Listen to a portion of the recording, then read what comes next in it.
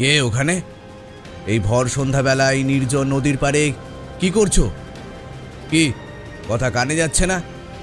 কে তুমি আর কি করছো ওখানে? এই ভোর সন্ধ্যেবেলায় একা একা এই পথে কেন এসেছিস? তোর কি প্রাণের মায়া নেই? আয়, আমার কাছে আয়। আজ তোর রক্ত দিয়ে নিজের বহু যুগের রক্তের তৃষ্ণা নিবারণ করে।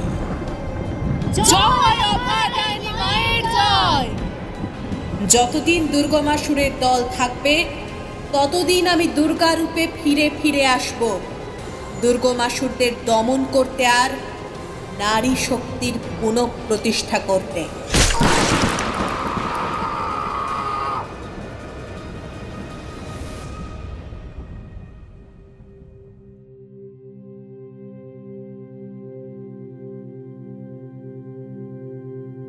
হ্যালো এভরিওয়ান, আমি শ্রীরূপ রয়েছি তোমাদের সঙ্গে and welcome to my channel scary tales. বিভিন্ন স্বাদের বাংলা অডিও স্টোরি শুনতে এবং রেগুলার ভয় পেতে এখনই সাবস্ক্রাইব করো আমার channel scary tales. Scary tales ফ্যামিলির সকলকে জানাই হ্যাপি নিউ ইয়ার। নতুন বছর সবাই খুব খুব ভালো করে কাটাও। এই বছর অর্থাৎ 2025-এ আমি স্কেরি টেলসে তোমাদের জন্য বেশ কিছু মারাত্মক প্রজেক্ট আনতে চলেছি, আর তার সাথে অডিও স্টোরির পাশাপাশি আরও বেশ কিছু নতুন ধরনের কাজও আমি করছি। সেগুলোর অ্যানাউন্সমেন্ট হয়তো খুব তাড়াতাড়ি তোমরা জানতে পারবে। স্কেরি টেলসে আজ তোমরা শুনবে শুভেন্দু চট্টোপাধ্যায়ের লেখা তারানাথ তান্ত্রিকের একটি হাড় হিম করা প্যাস্টিশ গল্প, ভাসান চণ্ডীর চর। স্কেরি টেলসের আজকের গল্পটা তুমি কোথা থেকে শুনছো অবশ্যই কিন্তু আমায় কমেন্ট করে জানাও। আমার সাথে যদি তুমি কথা বলতে চাও তাহলে চলে এসো আমার ইনস্টাগ্রামে। আমার ইনস্টা আইডি ভিডিও স্ক্রিনে দিয়ে রাখলাম, এছাড়া গল্পের ডিসক্রিপশনেও দেয়া আছে। সেখান থেকে তোমরা সবাই অবশ্যই আমার ইনস্টাগ্রামে ফলো করে এসো। এছাড়া তোমাদের স্কেরি টেলসের সমস্ত আপকামিং প্রজেক্টসের বিষয়ে আমি নিজে রেগুলার আপডেটস দেব বলে যে হোয়াটসঅ্যাপ চ্যানেলটা খুলেছি সেটার লিঙ্ক ডেসক্রিপশনের উপরে আমি দিয়ে রেখেছি। তোমরা সবাই অবশ্যই কিন্তু ডেসক্রিপশনের উপরে দেওয়া লিঙ্ক থেকে আমার হোয়াটসঅ্যাপ চ্যানেলটা জয়েন করে এসো। হোয়াটসঅ্যাপ চ্যানেলটা ফলো করলে নতুন কোনো গল্প আসার খবর সবার আগে তুমি জানতে পারবে। এছাড়া আমি হোয়াটসঅ্যাপ চ্যানেলে বিভিন্ন ছোট ছোট গল্প অনেক সময় ভয়েস মেসেজে শুনিয়েও থাকি, সো সেগুলো তোমরা মিস করবে না। তাহলে ইন্ট্রোটাকে আর বেশি বড় না করে শুরু করছি স্কেরি টেলসের আজকের এপিসোড, তারানাথ তান্ত্রিকের গল্প ভাসান চণ্ডীর চর।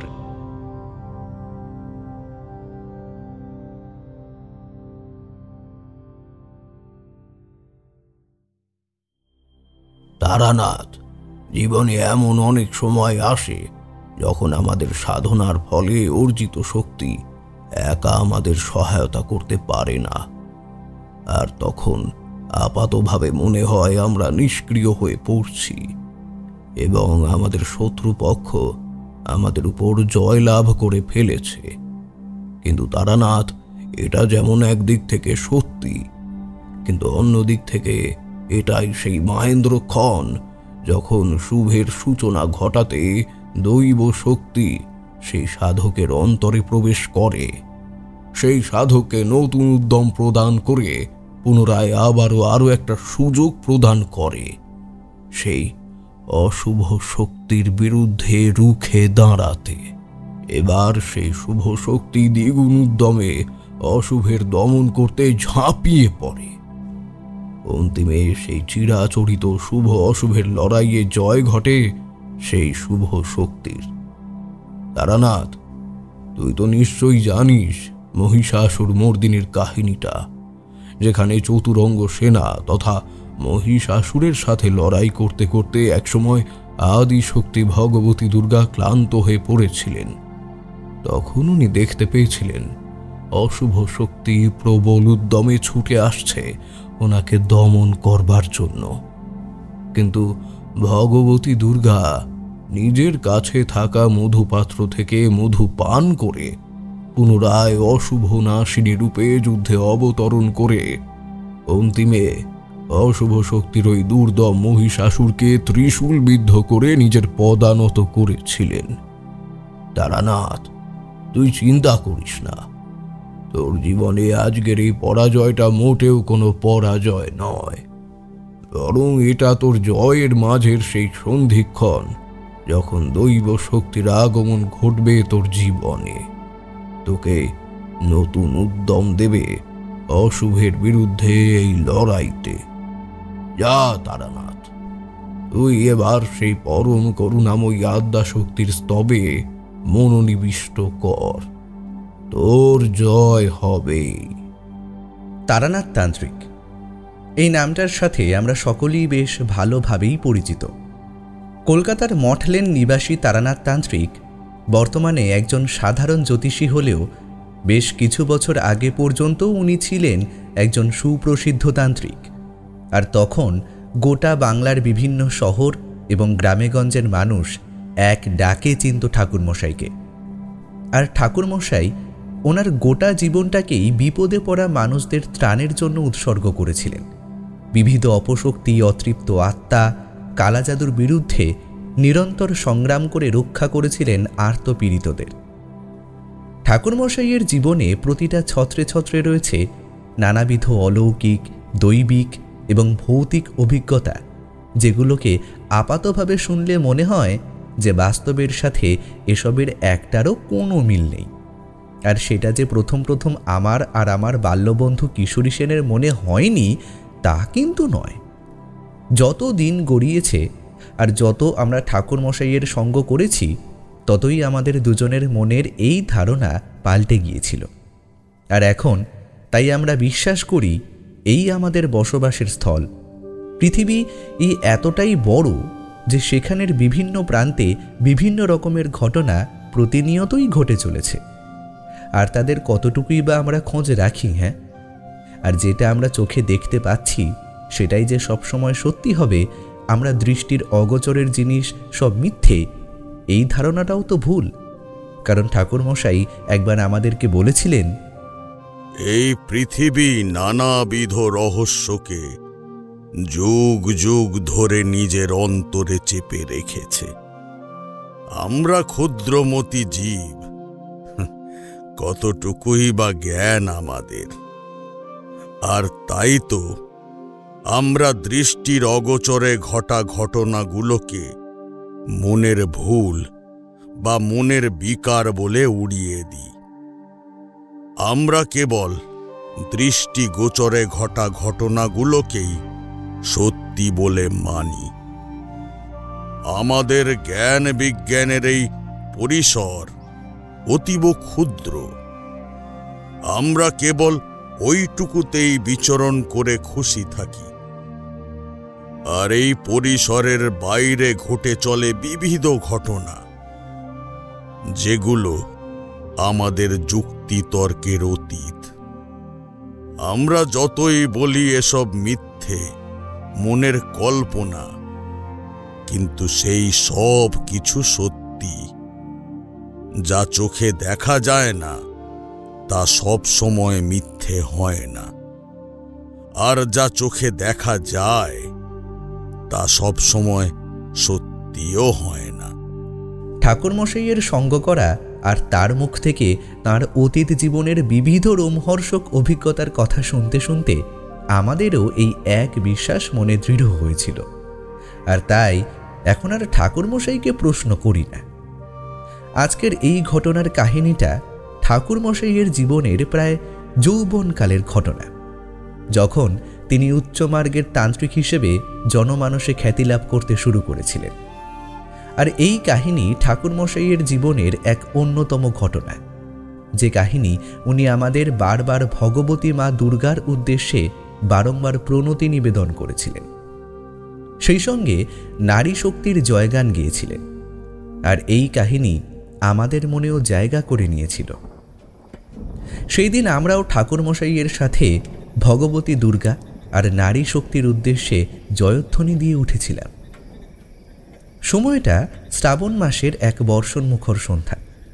সকাল থেকেই আজ আকাশের মুখটা গম্ভীর হয়ে আছে, আর থেকে থেকে মেঘের ডাকে আর সেই সঙ্গে এলোমেলো ঝোড়ো বাতাসের দাপট চলছিল বেশ ভালোই। সেদিন আবহাওয়া ভালো না থাকায় দপ্তরে আর যায়নি। তাই সারাদিনটা নিজের ঘরে জানালাটার পাশে বসে বাইরে বৃষ্টি ভেজা কলকাতার পথঘাট দেখছিলাম। দুপুরে গিন্নি খিচুড়ি আর ইলিশ মাছ ভাজা বানিয়েছিল, সেটাকে জমিয়ে খেয়ে নিজের ঘরের বিছানায় গিয়ে শুয়ে রইলাম। এইভাবে শুয়ে থাকতে থাকতে কখন যে দুই চোখের পাতা এক হয়ে এলো তা জানি না, আর আমি ঘুমিয়ে পড়লাম। আমার ঘুম যখন ভাঙল তখন উঠে দেখি আমার ঘরে চেয়ারটার উপর এসে বসে আছে আমার বাল্য বন্ধু কিশোরী সেন। ওর পাশে দাঁড়িয়ে আছে আমারই গিন্নি। গিন্নি এবার আমাকে বলল, বাবা গো, কি ঘুম তোমার? সেই কখন থেকে তোমাকে ডাকছি, তুমি না শুনে সেই মরার মতো ঘুমাচ্ছ। এই দেখো, ঠাকুরপো এসেছেন তোমার সঙ্গে দেখা করার জন্য। তোমরা দুজন কথা বলো, আমি তোমাদের জন্য চা করে নিয়ে আসছি। কি ভাইয়া, আজ দপ্তর যাওনি? এরকম বৃষ্টি ভেজা আবহাওয়ায় দপ্তরে যেতে আর ইচ্ছে করছিল না, তাই আজকে ছুটি নিয়ে বাড়িতেই ছিলাম সারাদিন। কিন্তু এখন তো ভাবছি যে দপ্তর চলে গেলেই ভালো হতো, কারণ এইভাবে সারাদিন শুয়ে বসে থাকতে তো আর ভালো লাগে না। যাক, এখন যখন তুমি চলেই এসেছো তা এখন একটু ভালো লাগছে, গল্পগুজব করবার একটা সাথী তো পেলাম। ভাইয়া, যখন ঘরে থাকতে ভালো লাগছে না আর বাইরে এইরকম বৃষ্টি ভেজা শ্রাবণের সন্ধ্যা, তখন আর ঘরে কেন? চলো আমরা দুজন আমাদের সেই চিরপরিচিত ঠিকানা অর্থাৎ মঠ লেনে তারানাথ তান্ত্রিকের বাড়ি যাই। ওখানে গিয়ে ঠাকুরমশাইয়ের কাছ থেকে কিছু রোমাঞ্চকর গল্প শুনে আসি। ঠাকুরমশাইয়ের গল্পগুলো এরকম বৃষ্টি ভেজা আবহাওয়াতে শুনতে বেশ ভালোই লাগে। তাই এখানে না বসে থেকে তাদের পোশাকটা পাল্টে নাও, চলো তারানাথের বাড়ির উদ্দেশ্যে বেরিয়ে পড়ি। এরপর আমি কিশোরীর কথায় সম্মতি জানিয়ে পোশাকটা পরিবর্তন করে বেরিয়ে পড়লাম ওর সাথে তারানাথের বাড়ির উদ্দেশ্যে। যথারীতি বাড়ির কাছ থেকেই মঠলেন যাওয়ার ট্রাম পেয়ে গেলাম। ওই ট্রামে আমরা উঠে পড়লাম দুজনে। ট্রামটা মোটামুটি ফাঁকাই ছিল। আমি আর কিশোরী বসেছিলাম জানলার পাশের সিটটায়। খোলা জানলা দিয়ে আমরা শ্রাবণের বৃষ্টি ভেজা কলকাতার রাজপথের দৃশ্য দেখতে দেখতে এগিয়ে চললাম আমাদের গন্তব্য মঠ লেনের দিকে। যথারীতি ঘণ্টাখানেকের মধ্যেই আমাদের ট্রাম আমাদের নিয়ে এলো মঠ লেনের সামনে। এবার আমরা দুজনে নেমে পড়লাম ট্রাম থেকে। এরপর ট্রাম চলে গেল তার পরবর্তী গন্তব্যের দিকে। আমরা দুজন এবারে প্রবেশ করলাম মঠ লেনের সরু গলিটার মধ্যে। গলির মধ্যে দিয়ে হাঁটতে হাঁটতে আমরা এসে উপস্থিত হলাম তারানাথের বাড়ির সদর দরজার সামনে। কিশোরী সদর দরজায় টোকা দিতেই সদর দরজাটা খুলে গেল। দরজাটা খুলে দিলেন স্বয়ং তারানাথ। আমাদের দুজনকে দেখে একগাল হাসি দিয়ে বললেন, আরে কি সৌভাগ্য আমার! আজকে আমি তোমাদেরই কথা ভাবছিলাম যে তোমরা কতদিন আসো না আমার কাছে। হয়তো আমাকে ভুলেই গেছো, কিন্তু আমার ষষ্ঠেন্দ্রিয় আমাকে জানান দিয়েছিল আজ তোমরা আমার কাছে আসবে। তাই তো আমি চারিকে একটু দোকানে পাঠিয়েছি তোমাদের জন্যে তেলে ভাজা আনতে। ও এসে পড়বে। চলো তোমরা ভেতরে বৈঠকখানায় গিয়ে বসি। এরপর আমি আর কিশোরী তারানাথের সাথে প্রবেশ করলাম বাড়ির ভেতরে। তারপর সিঁড়ি দিয়ে উঠে এসে পড়লাম দোতলার বৈঠকখানায়। তারানাথ আমাদের হাতের ইশারায় ভেতরে আসতে বললেন। এবার আমি আর কিশোরী বৈঠকখানায় প্রবেশ করে তক্তাপোষের সামনে বিছানো মাদুরটার উপর গিয়ে বসলাম। তারানাথ গিয়ে বসলেন তক্তাপোষের উপরে। এবারে তারানাথ আমাদের উদ্দেশ্যে বললেন, এই বৃষ্টিমুখর শ্রাবণের সন্ধ্যায় আমার মন বলছিল যে তোমরা দুজন আমার কাছে অবশ্যই আসবে। তার যথেষ্ট কারণও আছে। এই বৃষ্টিমুখর সন্ধ্যায় আমাদের বাঙালিদের চায়ের আসরে একটা দুটো ভূতের গল্প না হলে চলে না। তার উপর যদি সেটা সত্যি ঘটনা অবলম্বনে হয় তাহলে তো আর কথাই নেই। সেখানে বাচ্চা থেকে বুড়ো সব বয়সী শ্রোতারাই জমিয়ে বসে সেই গল্প শুনতে থাকে। তুমি আর কিশোরী এই দুজন আমার গল্পের গুণগ্রাহী শ্রোতা। সেই কথা তো আমি তোমাদের আগেও বলেছিলাম। এই তোমাদের জন্যেই আমিও সুযোগ পেয়ে যাই নিজের অতীত জীবনের সেই সব হারিয়ে যাওয়া স্মৃতির অতল থেকে সেই সমস্ত পুরনো রোমাঞ্চকর ঘটনাগুলোকে পুনরায় উঠিয়ে আনার। দেখো, আমার বলা সমস্ত গল্পই কিন্তু নিছক কোনো ছেলে ভুলানোর গল্প নয়। সেই সবই আমার সাথে ঘটা সত্যি ঘটনা, যেগুলো তোমরা কেন, কোনো সাধারণ মানুষ কখনোই নিজের যুক্তি তর্কের পরিসীমা দিয়ে ব্যাখ্যা করতে পারবে না, কারণ এগুলো সমস্তটাই অতিলৌকিক ঘটনা। এই পৃথিবীতে এমন অনেক কিছুই ঘটে যেগুলোকে আমরা আমাদের যুক্তি তর্ক বিজ্ঞান মনস্কতা দিয়ে বিচার করতে পারি না। তাই অতি সহজেই আমরা বলে দিই এই সমস্ত ঘটনা কল্পনা, এগুলোর সাথে বাস্তবের কোনো মিল নেই। যেমন কিশোরীকেই দেখো, ও আমার এই গল্পগুলোকে নিছকই ছেলে ভুলানোর গল্প হিসেবে বিবেচনা করে। তাই গল্পের শেষে ওর মুখে সব সময়ই একটা অবিশ্বাসীর ছাপ থাকে। আমাদের এই কথোপকথনের সময় চারই 3 কাপ চা আর তেলে ভাজা নিয়ে বৈঠকখানায় প্রবেশ করল। তারপর আমাদের দুজনকে দেখে একগাল হাসি দিয়ে বলল, কাকা বাবু, আপনারা বেশ অনেকদিন পর এলেন। আজ সকাল থেকে বাবা আপনাদের কথা খুব বলছিল। এখন আপনারা এসে গেছেন, তাই বাবা এখন খুব খুশি। আপনারা তাহলে গল্প করুন, আমি একটু আসছি। নাও নাও, তোমরা আগে খেয়ে নাও, তারপর আমি আসল গল্পে প্রবেশ করছি। আমি চায়ের কাপটা হাতে তুলে নিয়ে চায়ে একটা চুমুক দিলাম। কিশোরী ওর সাথে আনা পাসিং শোয়ের প্যাকেটটা তারানাথের হাতে তুলে দিল। তারানাথ সেই প্যাকেট থেকে একটা সিগারেট বের করে সেটাকে ধরালো। বেশ কয়েকটা লম্বা টান দিয়ে ধোঁয়া ছাড়তে লাগলো। এরপর আমি তারানাথকে বললাম, ঠাকুরমশাই, বেশ অনেকদিন আপনার কাছ থেকে কোনো দৈবিক শক্তির জাগরণের কাহিনী শুনি না। আজ আমরা দুজনে আপনার কাছ থেকে কোনো দৈব শক্তির জাগরণের কাহিনী শুনতে চাই, যেটা আপনার জীবনে ঘটেছিল। আপনি আজ আমাদের ওই কাহিনীটাই বলুন না, আমরা বরং আজ সেটাই শুনব। আমার এই কথায় কিশোরীও সম্মতি জানালো। এবার তারানাথ ওনার হাতে ধরা পাসিং শোয়ের সিগারেটটায় একটা শেষ লম্বা টান দিয়ে ছাইদানি হিসেবে ব্যবহৃত নারকেলের মালাটায় ওই সিগারেটের অবশিষ্টাংশটা গুঁজে দিতে দিতে আমাদের উদ্দেশ্যে বললেন, দৈবী শক্তির জাগরণ আমি আমার এই দীর্ঘ তন্ত্র সাধনার জীবনে বহুবার প্রত্যক্ষ করেছিলাম। প্রতিবার যখন আমার জীবনে কোনো ভয়াবহ বিপদের ছায়া ঘনিয়ে এসেছিল, ঠিক ততবার কোনো না কোনোভাবে, কোনো না কোনো রূপে দৈব শক্তি আমাকে রক্ষা করেছিল। এসব কাহিনী আমি তোমাদের আগেও বলেছিলাম, কিন্তু আজ আমি তোমাদের যে কাহিনী শোনাতে চলেছি, সেখানে পৌরাণিক দুনিয়া আর বাস্তবের জগৎ মিলে মিশে এক হয়ে গিয়েছিল। সেখানে জাগরণ ঘটেছিল অশুভ শক্তির।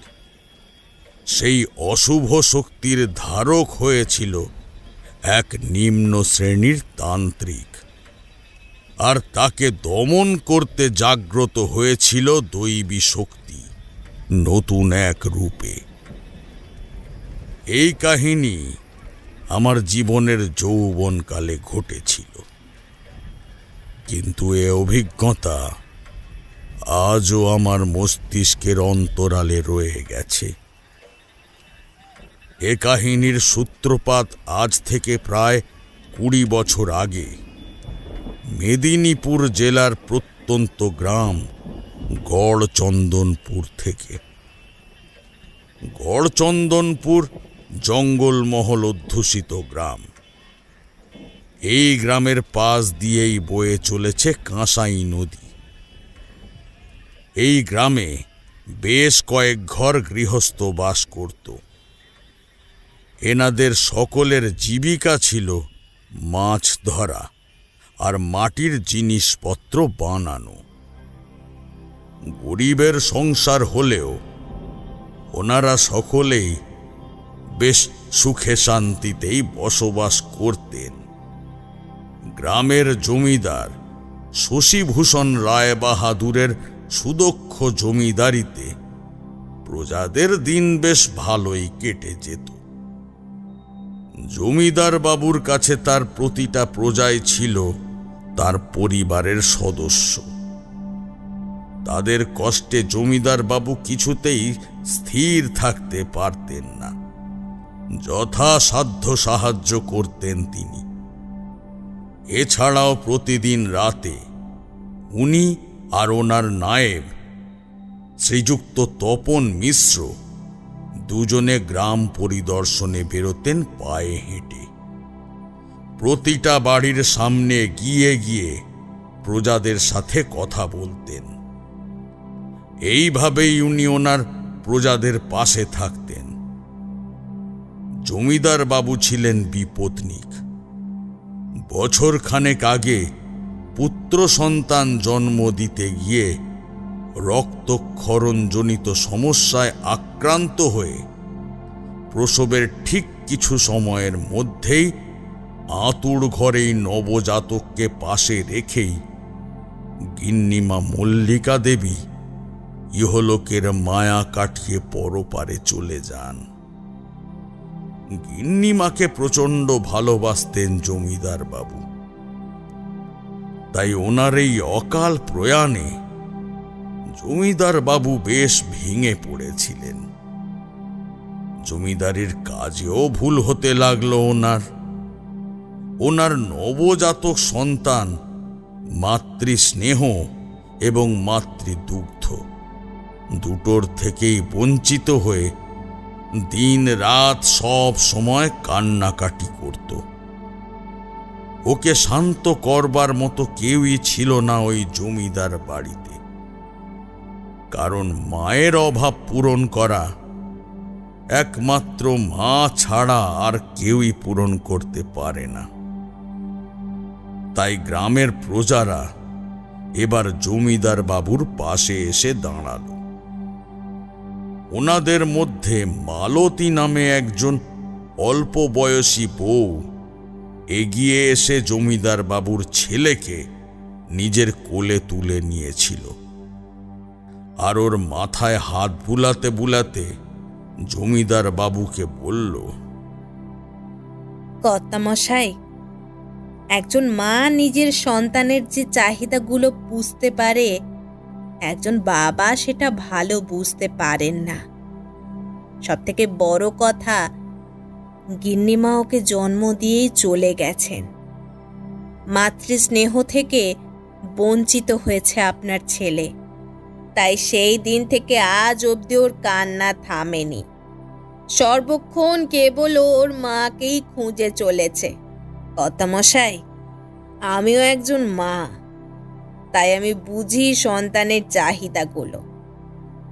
তাই যদি অভয় দেন, আমি আপনার খোকার ধাত্রী হয়ে ওকে লালন পালন করতে পারি, যাতে ও মাতৃস্নেহ থেকে বঞ্চিত হতে না পারে। আপনি সব সময় আমাদের বিপদে আপদে পাশে ছিলেন। আমাদের সমস্ত রকম বিপদে আপনি আমাদের নিজের সন্তানের মতো আগলে রেখেছিলেন। তাই আপনার এই বিপদের দিনে আমরাও পাশে এসে দাঁড়াতে চাই। আপনি আমাকে আপনার সন্তানের ধাত্রী হবার সুযোগ দিন কর্তা। কথা দিচ্ছি, আপনার সন্তানের কোনো অযত্ন হতে দেব না আমি। মালতীর কথা শুনে জমিদার বাবুর মুখটা উজ্জ্বল হয়ে উঠল। এবার উনি মালতীকে বললেন, মালতী, তোমরা আমাকে ঋণী করে দিলে। আমি জানি না কিভাবে তোমাদের সবার এই ঋণ শোধ করব। তোমরা যে আমার বিপদের দিনে এইভাবে আমার পাশে এসে দাঁড়িয়েছ, এতেই আমি খুশি। আমার মনে আর কোনো দুঃখ কষ্ট নেই, কারণ আমি বুঝতে পেরেছি যতক্ষণ তোমরা সবাই আমার পাশে আছো ততক্ষণ আমি সমস্ত কষ্ট দুঃখকে ভুলে থেকে এই জমিদারিকে সামলে যেতে পারবো। মালতী, আজ থেকে খোকার দায়িত্ব আমি তোমায় দিলাম। তোমার পরিবারের দায়িত্ব আজ থেকে আমার। তুমি কিচ্ছু চিন্তা করো না, তোমার পরিবারের ভরণ পোষণের দিকটা আমি দেখব। এই বলে জমিদার বাবু নিজের নবজাতক শিশু পুত্রের দায়িত্ব তুলে দিলেন মালতীর উপর। মালতীও খোকাকে নিজের বুকে টেনে নিল। মালতীর কাছে জমিদার বাবুর ছেলে পেল মাতৃ স্নেহের স্পর্শ। তৎক্ষণাৎ ওর মুখে ফুটে উঠল মায়া মেশানো হাসি। জমিদার বাবু নিশ্চিন্ত হলেন। এই ঘটনার মাসখানেক পর জমিদার বাবুর ইচ্ছায় মালতী ওই ছেলের নাম রাখল রত্নদ্বীপ। রত্নদ্বীপকে মালতী রোজ 2 বেলা দেখতে আসত। আবার কখনো কখনো জমিদার বাড়িতেই মালতীকে থেকে যেতে হতো। জমিদার বাবুও বেশ নিশ্চিন্তেই নিজের জমিদারির কাজ সামলে চলেছিলেন। মোটামুটি ভালোভাবেই গড়চন্দনপুর গ্রামের মানুষদের দিন কাটছিল। কিন্তু সব সময় যে সুখের দিন চিরস্থায়ীভাবে থাকবে এমন আশা স্বয়ং বিধাতাও করতে পারেন না। কারণ বিধাতার খাতায় সুখের পাশাপাশি আরো একটা শব্দ লেখা রয়েছে, আর সেটা হলো দুঃখ। তাই বিধাতাকে দুঃখের, অমঙ্গলের, অশুভের ছায়াকেও নিজের প্রভাব বিস্তার করার সুযোগ না চাইতেও প্রদান করতে হলো। কারণ জগতের এটাই নিয়ম, চক্রবৎ পরিবর্তন। সুখের পর দুঃখ আসবে। যেমন প্রদীপের আলো থাকলে তার নিচের অন্ধকারটাও থাকবে। তাই এবার গড়চন্দনপুর গ্রামের উপর ঘনিয়ে আসতে শুরু করল এক অজানা অমঙ্গলের ছায়া। এই ছায়া গ্রামের উপর আসায় গ্রামের ভেতর শুরু হলো নানাবিধ অশুভ ঘটনা, যেগুলোর কল্পনাও কখনো কেউ করতে পারে না। ঠিক সেই সমস্ত কিছু ঘটতে শুরু করল। যথারীতি একদিন বিকেলের পর গ্রামের মোড়ল শশী সমস্ত মাটির প্রদীপ আর পুতুল হাটে মহাজনের কাছে বিক্রি করে যখন বাড়ি ফিরছিল, কাঁসাই নদীর নির্জন পাড় ধরে ঠিক তখন ওনার নজর গেল নদীর পাড়ের একটা নির্দিষ্ট কোণে, যেখানে জঙ্গলের দিক শুরু হচ্ছে ঠিক সেই দিকে অন্ধকারের কুণ্ডলী গাঢ় হয়ে এক বিকট দর্শন লম্বা কালো কুচকুচে মূর্তিকে দাঁড়িয়ে থাকতে দেখতে পেলেন, যার মাথায় ছিল ভীম দর্শন জটা। সেই জটার উপর শত শত ভয়াবহ বিষধর সাপেরা কুণ্ডলী করেছিল। অন্ধকারে পাথরের মূর্তির মতো ওই মূর্তি দাঁড়িয়েছিল নদীর পাড়ে। মুখ তার বোঝা না গেলেও দুটো বড় বড় লাল চোখ ওই অন্ধকারে ধকধক করে জ্বলছিল। মোড়ল মশাই থমকে দাঁড়িয়ে পড়লেন নদীর পাড়ে। প্রথমে কিছুক্ষণ নীরবে তাকিয়েছিলেন ওই মূর্তির দিকে, কিন্তু পরক্ষণেই মনে কিছুটা সাহস এনে চিৎকার করেই ওই মূর্তির উদ্দেশ্যে বললেন, কে ওখানে? এই ভর সন্ধ্যাবেলায় নির্জন নদীর পাড়ে কি করছো? মোড়ল মশাইয়ের কথার কোনো উত্তর এলো না অপর প্রান্ত থেকে। তাই আবারও মোড়ল মশাই গলার স্বর উঁচু করে বললেন, কি কথা কানে যাচ্ছে না? কে তুমি, আর কি করছো ওখানে? এবার অপর প্রান্ত থেকে যে উত্তরটা এলো সেটা শোনার জন্য আর সেই ভয়াবহ দৃশ্য দেখার জন্যে মোটেও প্রস্তুত ছিল না মোড়ল মশাই। একটা গগনবিদারী অট্টহাসি ভেসে এলো ওই জঙ্গলের প্রান্ত থেকে। এই হাসি কোনো রক্ত মাংসের মানুষের হতেই পারে না। হাসির শব্দ শুনে মোড়ল মশাইয়ের মুখটা ভয়ে বিবর্ণ হয়ে গেল। এবার হাসি থামার পর মোড়ল মশাই শুনতে পেলেন এক রহস্যময় পুরুষের অপার্থিব কণ্ঠস্বর। এই ভোর সন্ধেবেলায় একা একা এই পথে কেন এসেছিস? তোর কি প্রাণের মায়া নেই? মরার যদি এত শখ হয়ে থাকে তবে ওখানে দাঁড়িয়ে কেন? আয়, আমার কাছে আয়। আজ তোর রক্ত দিয়ে নিজের বহু যুগের রক্তের তৃষ্ণা নিবারণ করি। এই বলে ওই রহস্যময় ছায়ামূর্তি ঘুরে দাঁড়ালো মোড়ল মশাইয়ের দিকে। ওনাদের দুজনের মাঝে ঠিক 12 হাতের ব্যবধান। মোড়ল মশাই দেখলেন আকাশে অষ্টমীর মরা চাঁদের ম্লান জ্যোৎস্না ওই মূর্তির ঠিক মুখে এসে পড়েছে। ওই মুখ এতটাই ভয়াবহ ছিল যে ওই দৃশ্য দেখে মোড়ল মশাইয়ের মুখটা ভয়ে বিবর্ণ হয়ে গেল। উনি দেখলেন ওনার সামনে যে দাঁড়িয়ে আছে সে কোনো রক্ত মাংসের মানুষ নয়, বরং মানুষের অবয়বধারী এক পিশাচ। মোড়ল মশাই দেখলেন ওই পিশাচের শরীর ঘন কালো বর্ণের, আর ওর চোখ দুটো ছিল রক্তবর্ণের, আর সেই চোখের ভেতরে কোনো মণি ছিল না, যার জন্যে মনে হচ্ছিল ওই 2 চোখে শ্মশানের চিতার গনগনে আগুন জ্বলছিল।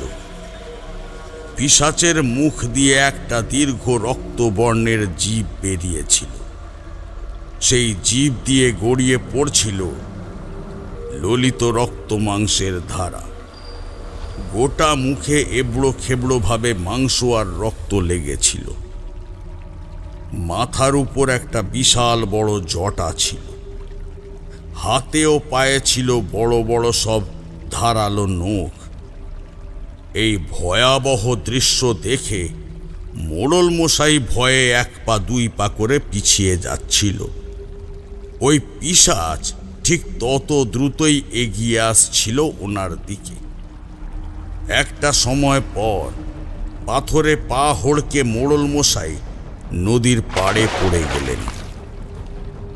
ঠিক সেই সময়ে ওই পিশাচ হিংস্র জানোয়ারের মতো এক প্রকার লাফ দিয়ে মোড়ল মশাইয়ের বুকের উপর চেপে বসল। ওই আসুরিক শক্তির প্রবল চাপে মোড়ল মশাইয়ের দম বন্ধ হয়ে আসছিল।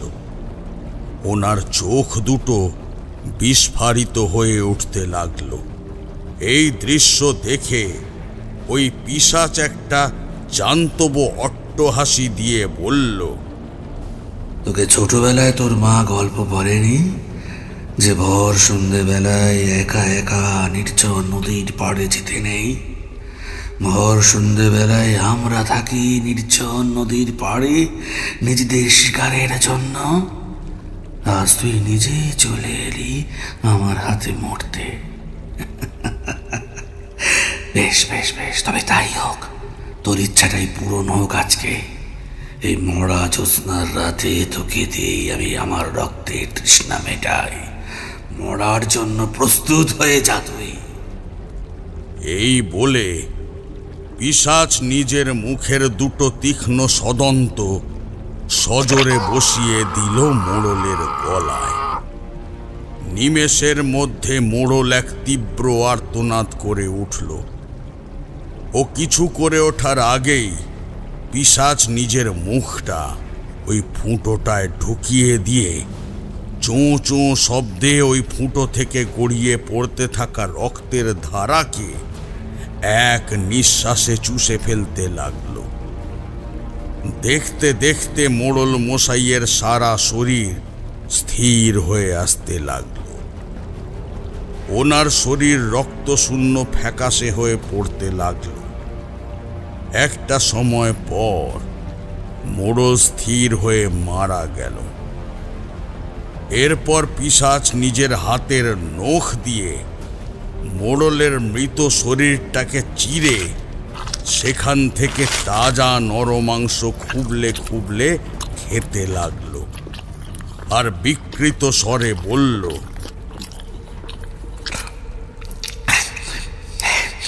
আমি এসে গেছি ঘর চন্দনপুরে, এবার আর এদের নিস্তার নেই আমার হাত থেকে। আমি বরদাচরণ ভৈরব পিশাচ সিদ্ধ করে এক এক করে সব গ্রামবাসীকে নিজের শিকারে পরিণত করে এই গ্রামকে শ্মশান বানিয়ে দেব। এই স্থান হবে পিশাচদের মুক্ত বিচরণ স্থল। চারিদিকে শুধু থাকবে মৃতদেহের স্তূপ। জমিদার, তোমার নিশ্চিন্তে ঘুমানোর দিন এবার ঘুচল। আমি এবার তোমার কাছে আসছি। এবার শুরু হবে আমার নরমেধ যজ্ঞ। আমি পিশাচ সিদ্ধ বরদাচরণ ভৈরব, অশুভ শক্তির অধিপতি আমি। এই কথা বলে অন্ধকারে ধীরে ধীরে মিলিয়ে গেল বরদাচরণ ভৈরব নামে ওই অঘরী। ওই নদীর পাড়ে নির্জনে পথের উপর নিথর হয়ে পড়ে রইল মোড়ল মশাইয়ের মাংস খুবলানো ফ্যাকাশে মৃতদেহটা। গড় চন্দনপুরে ঘনিয়ে এলো ঘোর বিপদের কালো ছায়া। কিন্তু তখনও গ্রামের মানুষ সহ জমিদার বাবু এই বিপদের কোনো আভাস পায়নি। পরের দিন সকালে গ্রামের একদল জেলে যখন মাছ ধরার জন্য নদীর দিকে আসছিল, ঠিক তখনই ওদের সবার নজর গেল নদীর পাড়ের একটা নির্দিষ্ট দিকে, যেদিকে ছিল বড় শিমুল গাছটা। ওই দিকে তাকিয়ে ওরা দেখল নদীর চড়ের মাটির উপর চিত হয়ে পড়ে রয়েছে একটা মানুষের মৃতদেহ। শকুনরা এসে খুবলে খুবলে ওই মৃতদেহ থেকে মাংস বের করে খাচ্ছিল। কৌতূহল বশত ওরা আবার ওই মৃতদেহের কাছে এগিয়ে গেল। ওখানে গিয়ে ওরা যে দৃশ্য দেখল তাতে ওদের সকলের মুখ ভয়ে বিবর্ণ হয়ে গেল। ওরা দেখল এই মৃতদেহ আর কারোর নয়, বরং এটা ওদের গ্রামের মোড়লের মৃতদেহ। রক্তশূন্য ফ্যাকাশে মৃতদেহ, যার সর্বাঙ্গে ছিল মাংস খুবলানোর চিহ্ন, আর সর্বোপরি চোখ দুটো ছিল খুবলানো। এই দৃশ্য দেখে ওদের মধ্যে একজন জেলে তাড়াতাড়ি ছুটে গ্রামে গেল এই খবরটা দিতে। বাকিরা ওখানে বসে রইল। রীতিমতো মিনিট 20 সময় অতিবাহিত হবার পর ওরা দেখল জমিদার বাবু সহ গ্রামের মোটামুটি সকলে ওই নদীর পাড়ের দিকেই এগিয়ে আসছিল। ওদের মধ্যে ছিল মোড়ল মশাইয়ের স্ত্রী মণি। মণি কাঁদতে কাঁদতে ছুটে এলো। ওই স্থানে এসে ধপ করে বসে পড়ল ওই মৃতদেহের সামনে। আর নিজের স্বামীর এহেন পরিস্থিতি দেখে নিজেকে আর স্থির রাখতে পারল না মণি। স্বামীর মৃতদেহ জড়িয়ে অঝরে কেঁদে উঠল ও। কাঁদতে কাঁদতে জমিদার বাবুর উদ্দেশ্যে বলল, কর্তা, আমার সিঁথির সিঁদুর এইভাবে মুছে গেল। আমার আমার স্বামী ছিল আমার একমাত্র সম্বল। এখন এখন আপনি বলুন, আমি কি নিয়ে বাঁচবো? আমার যে সব সম্বল চলে গেল। আমার স্বামী তো কারোর সাথে কোনো শত্রুতা ছিল না, তাহলে তাহলে কেন এরকম যন্ত্রণা আমাকে পেতে হলো? আপনি আপনি এর বিচার করুন কর্তা, আমি এর বিচার চাই। মনির এই কথা শেষ হবার পর যখন জমিদার বাবু কিছু বলতে যাবেন, ঠিক ওই সময়ে হঠাৎই এক গুরু গম্ভীর পুরুষালী কণ্ঠ শোনা গেল। জয় মা মুন্ড মালিনী চামুন্ডা কি জয়। এই ধ্বনি শুনতে পেল সবাই। ওরা সকলে পেছনে ফিরে দেখল একজন অঘোরী তান্ত্রিককে, যার পরনে ছিল কালো রঙের ধুতি আর কালো রঙের উত্তরীয়। সর্বাঙ্গে মাখা ছিল শ্মশানের টাটকা ছাই, গলায় ছিল মুন্ডমালা, মাথায় ছিল এক দীর্ঘ জটা, হাতে ধরা ছিল একটা রূপোলি ত্রিশূল। তান্ত্রিকের দৃষ্টি ছিল তীব্র, আর সেই দৃষ্টিতে ছিল শ্মশানের জ্বলতে থাকা লেলিহান অগ্নিশিখার মতো তাপ, যেন এই মুহূর্তে সামনে উপস্থিত ব্যক্তিদের ভস্ম করে দেবে। তান্ত্রিকের এবার নিজের ওই ত্রিশূলটা উপরের দিকে তুলে এগিয়ে এলো ওদের দিকে। তারপর চোখের ইশারায় সকলকে সরে যেতে বলে নিজে এবার এগিয়ে গেল ওই মৃতদেহটার কাছে। ওখানে গিয়ে নিজের মনে মনেই এক কুটিল হাসি হেসে তান্ত্রিক এবার ঘুরে তাকালো মনির দিকে। সেদিকে তাকিয়ে বলল, মিছা কান্না কেন করছিস বেটি? এই সমস্ত কিছু তো মায়ার বন্ধন। যতক্ষণ তোর স্বামীর শরীরের ভেতর পরাণ রূপ পাখিটা ছিল, ততক্ষণ পর্যন্ত তোর স্বামী ছিল, কিন্তু এখন ও কেবল একটা মৃতদেহ। আর তুই এখন যতই কান্নাকাটি কর না কেন, ও আর তোর কোনো কথাই শুনবে না। তাই এবার ওকে যেতে দে, শান্তিতে পরপারে। এই বলে কামাতুর স্পর্শ দিয়ে ওই তান্ত্রিক একবার মনির মাথায় হাত বুলিয়ে দিল। এরপর ঘুরে দাঁড়িয়ে জমিদার বাবুকে বলল, আমি বরদাচরণ ভৈরব, প্রেত সিদ্ধ অঘোরী তান্ত্রিক। আপনাদের গ্রামের উপর ঘনিয়ে এসেছে এক ঘোর বিপদের কালো ছায়া। এই বিপদ অজানা বিপদ। যেমন কাল বৈশাখী ঝড় ওঠার আগে প্রকৃতি যেমন একদম থমথমে হয়ে যায়, চারিদিকে বিরাজ করে এক অপার্থিব নিস্তব্ধতা, ঠিক সেই রকম অবস্থা এখন আপনাদের সবার। এই ঘটনাটা যেটা সত্যি মর্মান্তিক, সেটা আসলে সেই ঝড়ের আগমনের ইঙ্গিত মাত্র। সেটা আমি আমার সাধনার শক্তি দিয়ে আগেই বুঝতে পেরেছিলাম, কিন্তু আমার এখানে আসতে দেরি হয়ে গিয়েছিল, যার জন্য এই অঘটন আমি আটকাতে পারিনি। কিন্তু আর নয়, এখন আমি এসে গেছি। আমি আমার সর্বস্ব দিয়ে তোমাদের এই বিপদ থেকে রক্ষা করব, আর কাউকে এইভাবে মরতে হবে না, কথা দিচ্ছি আমি। অঘোরী তান্ত্রিকের এই মিথ্যে কথাগুলোকেই জমিদার বাবু সহ গ্রামের সকলেই মোটামুটি সত্যি বলে মেনে নিল। এবার জমিদার বাবু গ্রামের সকলের হয়ে অঘোরী তান্ত্রিককে বললেন, সন্ন্যাসী ঠাকুর, আমরা কি তাহলে এই বিপদ থেকে রক্ষা পাবো না? ওনার এই কথা শুনে আবারও মনে মনে কুটিল হাসি হেসে গম্ভীর গলায় অঘোরী তান্ত্রিক ওনাকে বললেন, সমস্যা যখন আছে তখন তার সমাধানের পথও আছে। এই পৃথিবীতে এমন কোনো সমস্যা নেই যার সমাধান নেই। এখানে সব সমস্যার সমাধান আছে, আর সেই সমাধানের পথ দুই রকমের হয়। কখনো সরল, আবার কখনো জটিল। আর এই তোমাদের এই সমস্যার সমাধান উপায়টা অত্যন্ত জটিল, আর সেটা আমি সর্বসমক্ষে এখনই বলতে চাই না। ঠিক সময় মতো তোমরা সবাই সবটাই জানতে পারবে, কিন্তু কিন্তু ততদিন তোমাদের ধৈর্য ধরতে হবে। উপস্থিত এখন তোমাদের একটাই কাজ হলো এই তোমাদের গ্রামের মোড়লের মৃতদেহের সদ্গতি করা। কারণ এইভাবে যদি মৃতদেহ সৎকার না হয়ে শেয়াল শকুনের খাদ্যে পরিণত হতে থাকে, তাহলে মৃত ব্যক্তির আত্মা পরপারে গিয়ে শান্তি পায় না।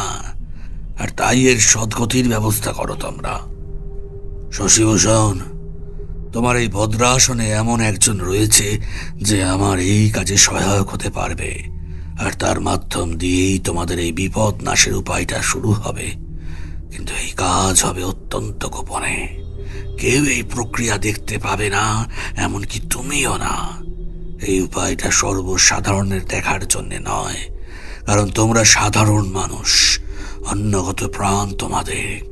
এই ভয়াবহ প্রক্রিয়া তোমাদের দুর্বল হৃদয় সহ্য করতে পারবে না। ওনাদের এই কথোপকথনের সময় জলের ঘটি হাতে মালতী এসে উপস্থিত হলো বাহির মহলে। জমিদার বাবু ওর দিকে তাকিয়ে ইশারায় অঘরী তান্ত্রিকের পা ধুইয়ে দিতে বললেন, আর মালতী জমিদার বাবুর নির্দেশ মতো জলের ঘটি আর গামছাটা নিয়ে এগিয়ে গেল বরদাচরণের দিকে। মালতীর পাগল করা যৌবন দেখে বরদাচরণের মনে কামনার আগুন জ্বলে উঠল। আর ঠিক সেই মুহূর্তে একটা শয়তানি বুদ্ধি খেলে গেল ওর মাথায়। মালতীকে ভোগ করার বাসনা ওর মধ্যে খেলে গেল, আর তাই এবার যখন মালতী ওর পা ধুয়ে দেবার জন্যে নিচে বসতে যাবে, ঠিক তখনই বরদাচরণ ওর হাতটা ধরে নিল। এই ঘটনায় প্রথমে মালতী আর জমিদার বাবু দুজনেই কিছুটা অবাক হয়ে গেল, কিন্তু বরদাচরণ এবার মালতীকে উদ্দেশ্য করে জমিদার বাবুকে বলল, শশীভূষণ, তুমি এ কি অমঙ্গল করতে চলেছিলে? সাক্ষাৎ ভগবতীকে তুমি আমার পায়ে বসাচ্ছ। মায়ের স্থান তো সন্তানের মস্তকে হয় না শশীভূষণ। এই ভুল ক্ষমার অযোগ্য। নিজে তো পাপ করলেই আমাকেও পাপের ভাগী করে দিলে।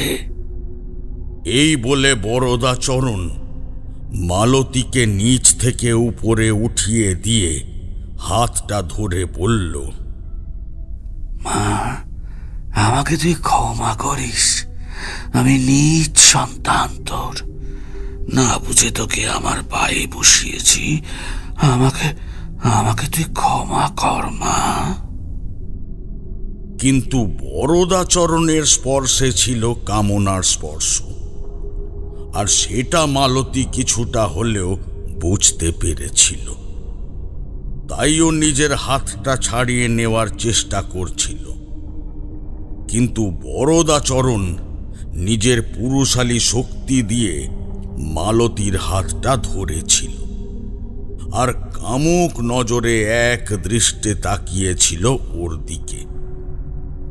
এই দৃষ্টি দেখে মালতীর মনে ভয়ের সৃষ্টি হওয়ায় কোনো মতে হাতটা ছাড়িয়ে ও ওখান থেকে তাড়াতাড়ি অন্দরে চলে গেল। এরপর জমিদার বাবু বরদাচরণকে অতিথি মহলের একটা বড় ঘরে নিয়ে এলো। এই ঘরটা ছিল ঠিক ঠাকুর দালানের পাশেই। তখন ঠাকুর দালানে দুর্গা মূর্তি তৈরির কাজ সবে আরম্ভ হয়েছিল। ঘরে প্রবেশ করে বরদাচরণের মনের ভেতর এক চাপা অস্থিরতার সৃষ্টি হয়েছিল, কারণ ও খুব ভালো করেই জানত যে ও এক নরপিশাচ অশুভ শক্তির পূজারী। শুভ শক্তির সামনে ও দুর্বল হবেই, কিন্তু এ কথা ও তখন কাউকেই বলতে পারবে না, কারণ তাহলে ওর এখানে আসাটা ব্যর্থ হবে। তাই ও এবার জমিদার বাবুকে বলল, শশীভূষণ, তোমার আতিথ্য গ্রহণ করে আমি ধন্য, কিন্তু আমি এখানে ভালো থাকবো, ভালো খাবো এই আশায় কিন্তু আসিনি। আমার এখানে আসার মূল উদ্দেশ্য হচ্ছে তোমাদের বিপন্মুক্ত করা। এটার জন্য গৃহ উপযুক্ত নয়, এই কাজ একমাত্র শ্মশানেই সম্ভব। তাই আগামী অমাবস্যা তিথিতে তোমাদের এই গ্রামের শ্মশানে আমাকে গুপ্ত সাধনায় রত হতে হবে, যে সাধনা দেবী পক্ষের সূচনা লগ্নে সম্পূর্ণ হয়ে পিতৃপক্ষের অবসান ঘটার সাথে সাথে তোমরা সকলে বিপদমুক্ত হয়ে যাবে। কিন্তু এই সাধনায় বাধা যেন না আসে, সেই দিকটা তোমাকে দেখতে হবে, কারণ তুমি শশীভূষণ এই গ্রামের মানুষদের রক্ষাকর্তা। তাই এই দায়িত্ব তোমার। আর আমি কি করছি, কোথায় যাচ্ছি, এই সব নিয়ে আমাকে কোনো প্রশ্ন করবে না। এই বলে বরদাচরণ থামল। জমিদার বাবু ওর সমস্ত কথা চুপচাপ মুখ বুজে মেনে নিয়ে ঘর থেকে বেরিয়ে গেলেন। জমিদার বাবু বেরিয়ে যেতেই বরদাচরণ ঘরের দরজা বন্ধ করে দিল। তারপর চোখ বন্ধ করে বলল, হে শয়তানি শক্তির অধিকারী দুর্গম আসুর, আমাকে শক্তি প্রদান করুন। আমি যেন এই শুভ শক্তির পূজারীদের একে একে আপনার চরণে উৎসর্গ করে এই পৃথিবী থেকে শুভ শক্তির জয়গানকারীদের চিহ্ন সহ মুছে দিতে পারি।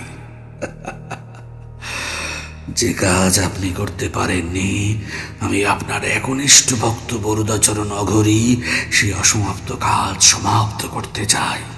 আমি চাই আপনি আমার মধ্যে আবির্ভূত হয়ে সেই কাজে আমাকে সহযোগিতা করুন। আপনার সাহায্য ছাড়া এই কাজ সফল হবে না প্রভু। আপনি আপনি আপনার এই ভক্তের মনের ইচ্ছা পূর্ণ করে দিন। এই বলে বরদাচরণ ঘরের মাটিতে দুর্গমাসুরের উদ্দেশ্যে দণ্ডবৎ প্রণাম করল, আর তারপর কিছু সময় ধ্যানমগ্ন হয়ে গেল। আর ঠিক এই সময়ই ঘরের মধ্যে জ্বলতে থাকা সেজ বাতিগুলো সব দমকা বাতাসে নিভে গেল, আর ঘরটা ডুবে গেল নিশ্ছিদ্র অন্ধকারে। আর সেই অন্ধকারে ঘরের ভেতরে বসে থাকা বরদাচরণের শরীরে বিদ্যুৎ তরঙ্গ খেলে যেতে লাগল। আর এইবার বরদাচরণ চোখ মেলল, আর এখন ওর চোখ দুটোতে ফুটে উঠল ভয়ঙ্কর আগুন রাঙা দৃষ্টি, আর মুখে ফুটে উঠল এক পৈশাচিক হাসি। আর এবার বরদাচরণ এক অপার্থিব স্বরে বলল, তোর ডাকে সাড়া দিয়ে আমি দুর্গম আসুর তোর সম্মুখে উপস্থিত হয়েছি। আজ থেকে তোর মধ্যে থেকে আমি আসুরিক শক্তি দিয়ে এই শুভ শক্তির পূজারীদের ধ্বংস করব। এবার শুরু হবে দুর্গম আসুরের তাণ্ডব। সৃষ্টি আবারও সাক্ষী হবে দুর্গম আসুরের তাণ্ডবের। আবারও সৃষ্টিতে হবে নারীর ভোগ, অসহায় মানুষের হাহাকার, বিকৃত যৌনতা, নরবলি। দেখি এইবার কোন দুর্গা এসে আটকায় এই দুর্গম আসুরকে। এটা কলিযুগের দুর্গম আসুর, একে দমন করার শক্তি কারোর মধ্যে নেই। যা বরদাচরণ শুরু কর, বিকৃত যৌনাচার সহ আরো বিবিধ দুষ্কর্ম, যাতে এই গ্রাম তথা গোটা বিশ্বে ছড়িয়ে পড়ে দুর্গম আসুরের আতঙ্ক। আমার শক্তির বলে তুই এই সমস্ত কাজগুলো করতে থাক, আমি আছি তোর সাথে। ঘরের মধ্যে তখন চারিদিক থেকে আসুরিক শক্তির অট্টহাসি গর্জন শুরু হয়েছিল। গোটা ঘর থরথর করে কেঁপে উঠছিল। জমিদার বাড়ির প্রতিটা মহলের দেয়ালে বিচিত্র সব আসুরিক শক্তির ছায়াবয়ব ফুটে উঠতে শুরু করেছিল। এই সব ভয়াবহ দৃশ্য দেখে গোটা জমিদার বাড়িতে আতঙ্কের রব শোনা যেতে লাগল। জমিদার বাবু স্থির থাকতে না পেরে তাড়াতাড়ি অতিথি মহলের দিকে ছুটলেন। ওনার পিছন পিছন বাড়ির সকলেই ছুটলেন। ওনারা যখন অতিথিশালায় এসে উপস্থিত হলেন, তখন ওনারা দেখলেন বরদাচরণ ঘরের বাইরে এসে উপস্থিত হয়েছে। বিড়বিড় করে বিচিত্র শব্দে মন্ত্র পড়ছে। ওনাদের দেখে বরদাচরণ বলল, ঘোর বিপদ এসেছে এই গ্রামে। শয়তানি শক্তি নিজের ক্ষমতা বিস্তারের জন্য সবকিছু করবার জন্য প্রস্তুত হয়ে আছে। এই কিছুক্ষণ আগে যেটা ঘটল সেটা ছিল একটা ঝলক। শয়তানি শক্তির থেকে পরিত্রাণ পাওয়ার উপায়টা আমাকে যত তাড়াতাড়ি সম্ভব শুরু করতে হবে। আমি ভেবেছিলাম আগামীকাল অমাবস্যা রাতে এই কাজ শুরু করব, কিন্তু এখন যা অবস্থা দেখছি তাতে মনে হচ্ছে আজকে মধ্যরাত থেকে এই কাজ শুরু করতে হবে, না হলে বিপদ ঘটে যেতে বেশি সময় লাগবে না। শশীভূষণ, আমি শ্মশানে যাব, তোমাদের সাথে কাল সন্ধ্যায় দেখা করব। আমাকে আজ মধ্যরাতে আসনে বসতে হবে। সন্ন্যাসী ঠাকুর, আপনি ক্লান্ত, আর এই এত রাতে আপনাকে ওই জঙ্গলে ঘেরা শ্মশানে কিভাবে যেতে দিতে পারি? যদি আপনার কিছু... জমিদার বাবুর কথায় কর্ণপাত না করে বরদাচরণ শ্মশানের উদ্দেশ্যে রওনা হয়ে গেল। ওর যাবার পথে ফুটে উঠতে লাগলো বিচিত্র সব কালো কালো পায়ের ছাপ, কিন্তু সেই দিকে কারোর নজর ছিল না। এরপর বরদাচরণ জমিদার বাড়ির সীমানা ছাড়িয়ে সেই নির্জন নদীর পাড়ের শ্মশানে এসে উপস্থিত হল। তখন এর মধ্যে আবারও দুর্গমাসুর জাগ্রত হয়ে উঠল। এইবার বরদাচরণ নিজের চোখ বন্ধ করে একটা ব্যাঘ্র চর্মের আসনের উপর বসে গম্ভীর কণ্ঠে মন্ত্র পড়তে পড়তে নিজের ঝোলার মধ্যে থাকা একটা পাথরের বিচিত্র অসুরের মুখ বের করে আনল। সেই মুখটাকে একটা পেত চক্রের মাঝখানে রেখে নিজের শরীর থেকে কয়েক ফোঁটা রক্ত ছিটিয়ে দিল ওই মুখটার উপর। নিমেষের মধ্যে বরদাচরণের শরীরটা মোচড় দিয়ে উঠতে লাগলো। ওর সারা শরীর দিয়ে ধোঁয়ার বলয় বেরিয়ে আসতে শুরু করল। দেখতে দেখতে ওই ধোঁয়ার বলয় এক অপার্থিব ছায়া মানবের অবয়ব তৈরি করে দিল। এবার সেদিকে তাকিয়ে বরদাচরণ রূপী দুর্গমাসুর গম্ভীর গলায় বলল, এই শয়তানি শক্তির পূজারী, আমি তোমাকে নির্দেশ দিচ্ছি, এই গ্রামে যত যুবতী নারী রয়েছে তাদের প্রত্যেককে প্রতি রাতে ওদের ঘুমের মধ্যে ধর্ষণ করবে। তুমি ওদের সারা শরীরকে ক্ষতবিক্ষত করে ওই শরীরের রক্ত তুমি আমার কাছে নিয়ে আসবে।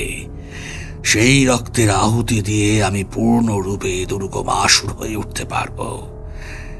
এই নারীদের জন্যেই আমাকে মরতে হয়েছিল, কিন্তু আজ এই নারীরাই আমাকে আমার পূর্ণ রূপ ফিরিয়ে দেবে। তাই শয়তানের পূজারী, তুমি এবার তোমার কাজ শুরু করো, আর দেরি করো না। বরদাচরণের নির্দেশ পেয়ে ওই ছায়া মানব ধীরে ধীরে হাওয়ার উপর ভর করে চলে গেল গ্রামের দিকে। সে চলে যেতেই দুর্গমাসুর রূপী বরদাচরণ অট্টহাসিতে ফেটে পড়ল। ওহ, সে কি ভয়াবহ অট্টহাসি! যেন মনে হচ্ছিল নরকপুরীর শত সহস্র প্রেত শক্তি একসাথে প্রলয়োল্লাসে ফেটে পড়েছে। তখন মধ্যরাত, গোটা গ্রাম তখন গভীর তন্দ্রায় মগ্ন, আর চারদিকে বিরাজ করছিল এক অপার্থিব নিস্তব্ধতা। ঠিক এই সময়েই বরদাচরণ প্রেরিত ওই ছায়া মানব গ্রামের শ্যামল চাষির বাড়ির সামনে এসে উপস্থিত হল। তারপর নিজের ক্ষমতা বলে দরজা ভেদ করে নিঃশব্দে ঘরের ভেতরে প্রবেশ করে এগিয়ে গেল ভেতরের ঘরে, যেখানে শ্যামল চাষির নবযৌবনা মেয়ে রমা তখন গভীর ঘুমে আচ্ছন্ন ছিল। যথারীতি ভেতরের ঘরে প্রবেশ করে ওই ছায়া মানব দেখল বিছানার ওপর ঘুমিয়ে আছে রমা। ওর রূপ যৌবন একদম ঝরে পড়ছিল। ছায়া মানব নিজেকে স্থির রাখতে পারল না, ধীরে ধীরে এগিয়ে গেল রমার দিকে, আর তারপর মনের সুখে রমাকে ভোগ করতে শুরু করল। নিজের শরীরের উপর কোনো এক শক্ত সমর্থ পুরুষালী শরীরের স্পর্শ পেয়ে রমার ঘুম ভেঙে গেল, কিন্তু ও চোখ মেলে কাউকে দেখতে পেল না। কিন্তু ওর সারা শরীর অসাড় হয়ে পড়েছিল। যৌনাঙ্গে তীব্র যন্ত্রণা অনুভব করতে পারল, আর ওর হাতে ও পায়ে ফুটে উঠতে লাগল গভীর সব আঁচড় এবং কামড়ের দাগ। তীব্র যন্ত্রণায় ছটফট করতে লাগলো রমা, কিন্তু ওর মুখ দিয়ে কোনো স্বর বের হলো না, যেন কেউ কোনো মন্ত্র বলে ওর মুখের স্বর কেড়ে ওকে বোবা বানিয়ে দিয়েছে। যথারীতি ঘণ্টা খানেক ধরে ওই ছায়া মানব রমার শরীরটার উপর তাণ্ডব চালিয়ে স্থির হয়ে ওর শরীরের উপর থেকে নেমে গেল। রমা অত্যাচার সহ্য করতে না পেরে জ্ঞান হারিয়ে ফেলল। ছায়া মানব রমার নগ্ন দেহের থেকে গড়িয়ে পড়া রক্তের কিছুটা সংগ্রহ করে পুনরায় নিঃশব্দে শ্যামল চাষির ঘর থেকে বেরিয়ে গেল। এরপর ছায়া মানব ফিরে এলো বরদাচরণের কাছে। ওখানে এসে ছায়া মানব নিঃশব্দে ওই রক্তভর্তি কৌটোটা তুলে দিল বরদাচরণের হাতে। কৌটোটা হাতে নিয়ে বরদাচরণের চোখ দুটো উজ্জ্বল হয়ে উঠল। এবার ও ওই কৌটোর রক্তটা ঢেলে দিল ওই প্রেত চক্রের মাঝে রাখা ওই অসুরের পাথরের মুখটায়। এবার ওই প্রেত চক্রের মাঝে থাকা অসুরের চোখ দুটো থেকে এক অদ্ভুত নীলাভ আলো বরদাচরণের শরীরে প্রবেশ করল। দেখতে দেখতে বরদাচরণের শরীরের এক পাশ পরিবর্তিত হয়ে দুর্গমাসুরের শরীরের মতো ঘন কৃষ্ণ বর্ণ ধারণ করেছিল। তখন বরদাচরণের মুখে আবারও সেই ভয়াবহ হাসি ফুটে উঠল। এখানে আমি তোমাদের একটা কথা বলি। বরদাচরণের দুর্গমাসুর হবার এই অশুভ যজ্ঞে এক এক করে মোট 8 জন যুবতী মেয়ের ধর্ষণ হওয়া প্রয়োজন, আর এই পুরো প্রক্রিয়াটা পিতৃপক্ষের শেষ দিন মধ্যরাতের মধ্যেই সম্পন্ন করতে হবে, না হলে দেবীপক্ষের সূচনালয়ে ওর এই প্রক্রিয়া সম্পূর্ণ ব্যর্থ হয়ে যাবে।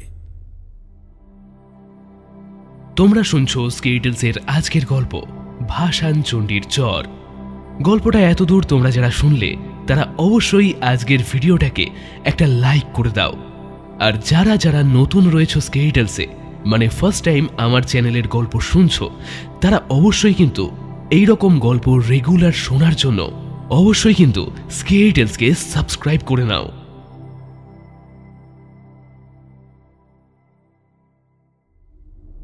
যাই হোক, এরপর ভোরের দিকে শ্মশান ভূমি ত্যাগ করে জমিদার বাড়িতে ফিরে এলো বরদাচরণ। বরদাচরণ যখন জমিদার বাড়িতে ফিরল, ঠিক তখনই ও দেখতে পেল জমিদার বাবুর সামনে শ্যামল চাষি ওর মেয়ে রমাকে লাঠি দিয়ে মারছে আর বলছে, বল অলক্ষী, জমিদার বাবুর সামনে বল, কাল রাতে কোন পরপুরুষ ঢুকেছিল তোর ঘরে? তোর লজ্জা করে না রে অলক্ষী? রাত দুপুরে নিজের বাপ মায়ের চোখকে ফাঁকি দিয়ে ঘরেতে পরপুরুষ ঢোকাস, তার সাথে সারা রাত রাসলীলা করিস। আজকে তোর এই কাজের জন্যই গ্রামে তো বটেই, তোর হবু শ্বশুর বাড়ির কাছেও আমাদের মাথা হেঁট হয়ে গেল। মরে যা তুই শয়তানি, মরে যা। তোর মতো পরপুরুষের শয্যা সঙ্গিনী মেয়ে আমাদের চাই না। এই বলে আবারও শ্যামল চাষি রমাকে ঠাস ঠাস করে চড় মারল।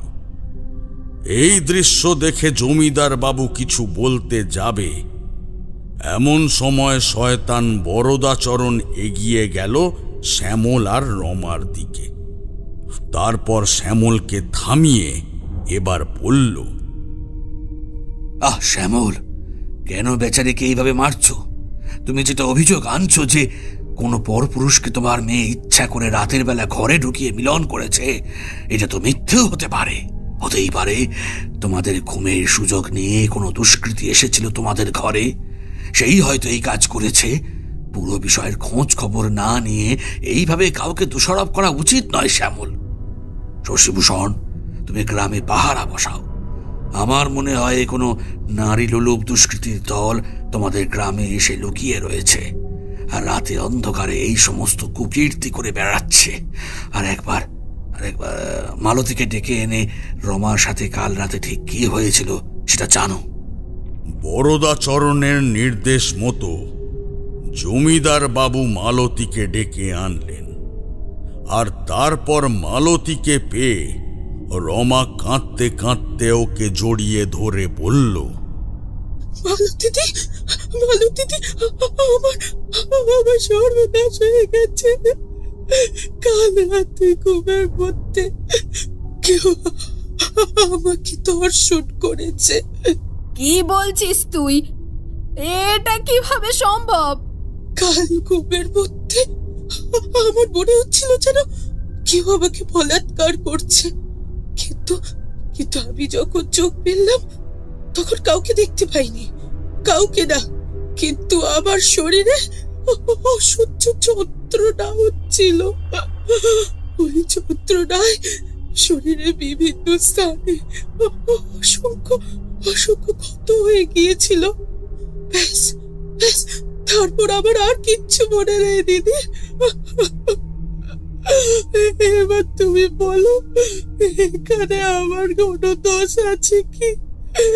এখানে আমার কি দোষ আছে বল দিদি? এখানে আমার কি দোষ ছিল?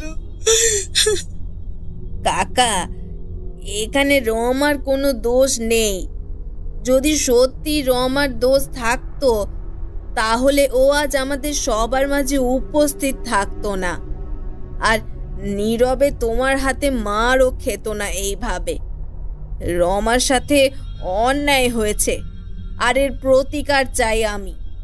কারণ আজ যেটা রমার সাথে হয়েছে, এরপর সেটা অন্য কারোর সাথেই হতে পারে।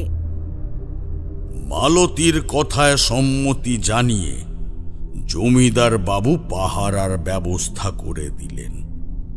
গোটা গ্রামে মোট 3 জন লেঠেল বাহিনী পাহারা দেবে পালা করে করে, যাতে কোনো দুষ্কৃতী নজর এড়িয়ে পালাতে না পারে। কিন্তু এই সবেও লাভ হলো না। গ্রামে প্রতি রাতেই কোনো না কোনো মেয়ে বরদাচরণ দুর্গমাসুর কর্তৃক প্রেরিত ছায়া মানবের দ্বারা ধর্ষিতা হয়েই চলেছিল। আবার কখনো কখনো গ্রামের মানুষরা সেই অজ্ঞাত পরিচয়ের ভীষণ দর্শন পিশাচের হাতে পড়ে বেঘরে মারা যেতে লাগল। প্রায় প্রতিদিনই সকালে জমিদার বাবুর কাছে এই সমস্ত দুঃসংবাদ আসতে থাকে।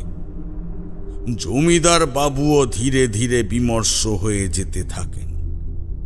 কিন্তু অন্যদিকে তখন বরদাচরণ দুর্গমাসুরে পুরোপুরি পরিণত হতে আর মাত্র কয়েক হাত দূরে ছিল। কেবল 2টো ধর্ষণ, ব্যাস, তারপরেই দুর্গমাসুরের জাগরণ ঘটে যাবে। নিজের ধৈর্যের বাঁধ আর ধরে রাখতে পারলেন না জমিদার বাবু। তাই এবার উনি সোজাসুজি বরদাচরণের কাছে গিয়ে ওকে বললেন, কি ব্যাপার সন্ন্যাসী ঠাকুর, আপনি যে বলেছিলেন আপনি আমাদের বিপদ থেকে রক্ষা করবেন, কিন্তু এই যে দেখছি উল্টে বিপদ আরো বেড়ে গেল। চারিদিকে শুধু হাহাকার ছাড়া আর কিছুই শোনা যায় না। আপনি কি আদৌ কিছু করতে পারবেন, নাকি শুধুই আমাদের মিথ্যা আশ্বাস দিচ্ছেন? এখন তো মাঝে মাঝেই মনে হয় এইসব অঘরি টঘরি সব ভণ্ড ভুয়ো, এদের কোনো ক্ষমতাই আসলে নেই। আপনিও সেই দলেরই। জমিদার বাবুর মুখে এই কথা শুনে বরদাচরণ এবার যন্ত্রচালিতের মতো ঘুরে তাকালো জমিদার বাবুর দিকে। এখন বরদাচরণ আর বরদাচরণ নেই, বরং এখন জমিদার বাবুর সামনে দাঁড়িয়ে আছে স্বয়ং দুর্গমাসুর।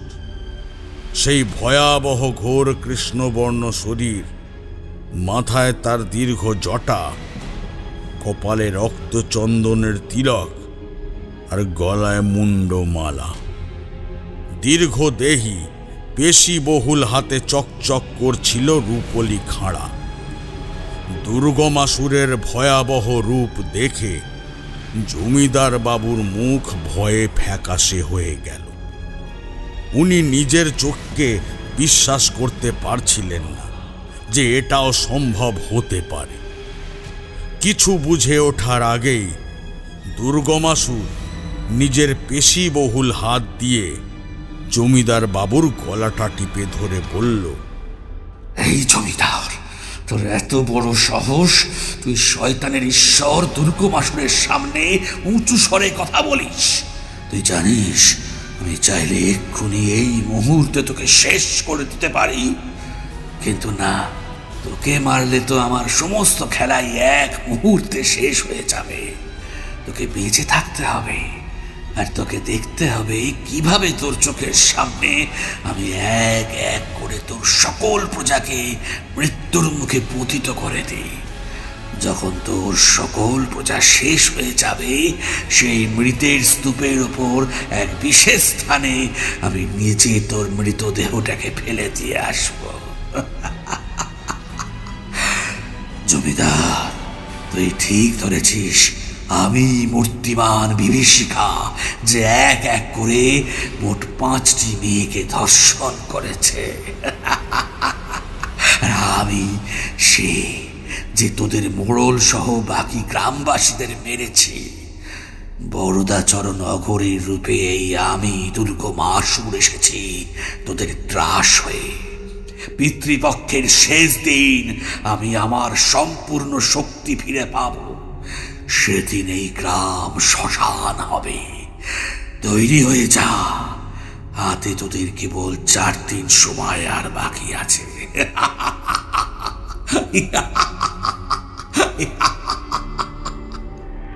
এই বলে দুর্গমাসুর জমিদার বাবুকে এক ধাক্কায় মাটিতে ফেলে দিয়ে ঘর থেকে বেরিয়ে গেল। জমিদার বাবু যন্ত্রণায় কোঁকিয়ে উঠলেন, কিন্তু উনি হাল ছাড়লেন না। নিজের প্রজাদের রক্ষা করার জন্য উনি এবার শেষ একটা উপায় বের করলেন। উনি কাউকে এই মুহূর্তে বললেন না যে বরদাচরণ এই সবের পেছনে রয়েছেন। এবার উনি চুপি চুপি আমাকে একটা চিঠি লিখলেন, পুরো ঘটনা বিস্তারিতভাবে লিখে। নিজের একজন বিশ্বস্ত লেঠেল সর্দারকে দিয়ে অত্যন্ত গোপনীয়তার সাথে কলকাতায় মঠ লেনে আমার কাছে পাঠিয়ে দিলেন। লেঠেল সর্দার রণপায়ে রওনা দিলেন কলকাতায়।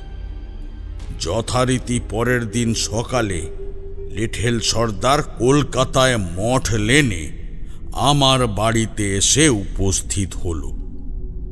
এরপর লেঠেল সর্দারের কাছ থেকে চিঠিটা পড়ে আমি মনে মনে ভাবলাম, এই বিপদ কোনো সাধারণ বিপদ নয়। একে দমন করতে হলে যথেষ্ট শক্তির প্রয়োজন, না হলে এ বিপদ থেকে পরিত্রাণের উপায় নেই। আমি এবার লেঠেল সর্দারকে বললাম, আমাদের আর দেরি করা ঠিক হবে না। 4 দিনের মধ্যে একদিন তো এমনিতেই কেটে গেছে, আর রয়েছে কেবল 2 দিন। আমাদের যা করবার এই 2 দিনের মধ্যেই করতে হবে, না হলে মহা সর্বনাশ ঘটে যাবে। চলো রওনা হয়ে যাই। এই বলে আমি আর লেঠেল সর্দার মেদিনীপুরের পথে বেরিয়ে পড়লাম। যথারীতি হাওড়া থেকে ট্রেনে করে ঘণ্টাখানেকের পথ পার করে অবশেষে শেষ বিকেলের দিকে আমরা মেদিনীপুর স্টেশনে নামলাম। লেঠেল সর্দারের কথা মতো এই স্টেশনের বাইরে গরুর গাড়ি করে গড়চন্দনপুরে যেতে হবে। যথারীতি আমি আর লেঠেল সর্দার গরুর গাড়িতে করে রওনা দিলাম গড়চন্দনপুরের দিকে। যেতে যেতে আমার মনের ভেতর অমঙ্গলের ঘণ্টাটা ক্রমাগত বেজেই চলেছিল। গরুর গাড়ির ছইয়ের ভেতর থেকে আমি বাইরের দিকে তাকালাম, আর বাইরে তাকিয়ে আমি দেখলাম পথের 2 পাশে বিচিত্র সব কালো কালো পায়ের ছাপ। সেই সঙ্গে আমি আকাশের দিকে তাকালাম। সেদিকে তাকিয়ে আমি যে দৃশ্য দেখলাম তাতে আমার মতো সাহসী তান্ত্রিকের মনের ভেতরেও এক অজানা ভয়ের সৃষ্টি হলো। আমি দেখলাম আকাশের এক নির্দিষ্ট কোণে এক রাশ অন্ধকার জমাট বেঁধে এক আসুরিক শক্তির ভয়াবহ মুখের আকৃতি সৃষ্টি করেছে। সেই মুখমণ্ডলে রাঙা 2 বড় বড় লাল চোখ এক দৃষ্টে আমার দিকে তাকিয়ে রয়েছে। দুর্গমাসুর, সেই পুরাণ বর্ণিত দুর্গমাসুরের মুখমণ্ডল এটা। বেশিক্ষণ তাকিয়ে থাকতে পারলাম না সেই দিকে, তাই দৃষ্টি সরিয়ে নিলাম। এরপর লেঠেল সর্দার গরুর গাড়িকে থামিয়ে দিয়ে আমাকে বলল, ঠাকুরমশাই, হ্যাঁ নেমে আসুন, আমরা এসে পড়েছি জমিদার বাড়িতে। লেঠেল সর্দারের কথা শুনে আমি নেমে এলাম গরুর গাড়ি থেকে। আমাদের নামিয়ে গরুর গাড়ি চলে গেল। লেঠেল সর্দার এবার অতি সন্তর্পণে আমাকে নিয়ে জমিদার বাড়ির পেছন মহলের বৈঠকখানায় নিয়ে এলো, যেখানে আগে থেকেই জমিদার বাবু উপস্থিত ছিলেন। আমাকে দেখে জমিদার বাবু তাড়াতাড়ি গড় হয়ে প্রণাম করে আমাকে বললেন, ঠাকুর মশাই, আপনি তো সবই শুনেছেন লেঠেল সর্দারের কাছ থেকে। আমাদের বড় বিপদ ঠাকুর মশাই। আমি না জেনে সাক্ষাৎ মূর্তিমান শয়তানকে নিজের গৃহে আশ্রয় দিয়েছিলাম। আজ সেই শয়তান আমাদের সকলের বিপদের কারণ হয়ে বিরাজ করছে। ওর শক্তি অসীম। আমরা কিছুতেই ওকে প্রতিহত করতে পারিনি। প্রায় প্রতিদিনই ধর্ষণ এবং খুনের মতো খবর আসছে আমার কাছে। প্রজাদের হাহাকারের মাত্রা বেড়েই চলেছে। ঠাকুরমশাই, অনেকটা অসহায় হয়েই আপনাকে এখানে আসতে বলেছিলাম, কারণ এখন আপনি ছাড়া আর কেউ নেই যে আমাদের এই বিপদ থেকে রক্ষা করে। রক্ষা করুন ঠাকুরমশাই। হাতে আর মাত্র 2 দিন আছে। আমি আমার প্রজাদের রক্ষা করতে চাই। আপনি আমাদের সহায় হন ঠাকুরমশাই। চিন্তা করবেন না জমিদার বাবু। রাত যতই অন্ধকার হোক না কেন, দিনের প্রকাশের সাথে সাথে সেই অন্ধকার এক মুহূর্তেই কেটে যায়। চারিদিক ভরে ওঠে নবীন প্রভাতের আলোয়। ঠিক তেমনি আপনাদের এই বিপদ যতই বড় হোক না কেন, এর সমাধান অবশ্যই আছে। কারণ শয়তান যখন কোনো কাজ করে, তখন সেই কাজের মধ্যে ও নিজের দুর্বলতার কোনো না কোনো চিহ্ন রেখে দিয়ে যায়। যেটার মাধ্যমে ও অনায়াসেই শুভ শক্তির কাছে পরাভূত হয়ে যায়। আগামী পরশু পিতৃপক্ষের শেষ দিন। ওদিন মধ্যরাতে বরদাচরণ অঘরী পূর্ণাহুতি দিয়ে পুরোপুরিভাবে দুর্গমাসুরে পরিণত হয়ে যাবে। ঠিক সেই পূর্ণাহুতিটা আমাদের আটকাতে হবে, তবে গিয়েই এই বিপদ দূরীভূত হবে। ঠাকুর মশাই, আপনি এখানে থাকুন। বরদাচরণ জানে না আপনি এখানে এসেছেন। আমি ঠিক সময় আপনাকে বরদাচরণের ডেরায় নিয়ে যাব।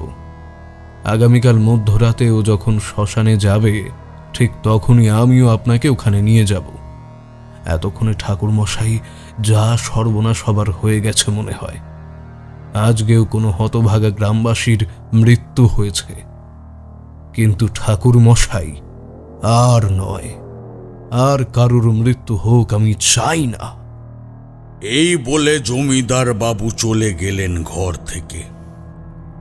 সেই দিন রাতে আর ঘুম এলো না আমার, কারণ চোখ বন্ধ হতেই চোখের সামনে ওই ভয়াবহ মুখমণ্ডল ভেসে উঠছিল, আর কানে ভেসে আসছিল বিচিত্র সব মন্ত্রোচ্চারণের শব্দ, যেন কাছেই কোনো সাধক প্রেত চক্র জাগরণের মন্ত্র পড়ে চলেছে।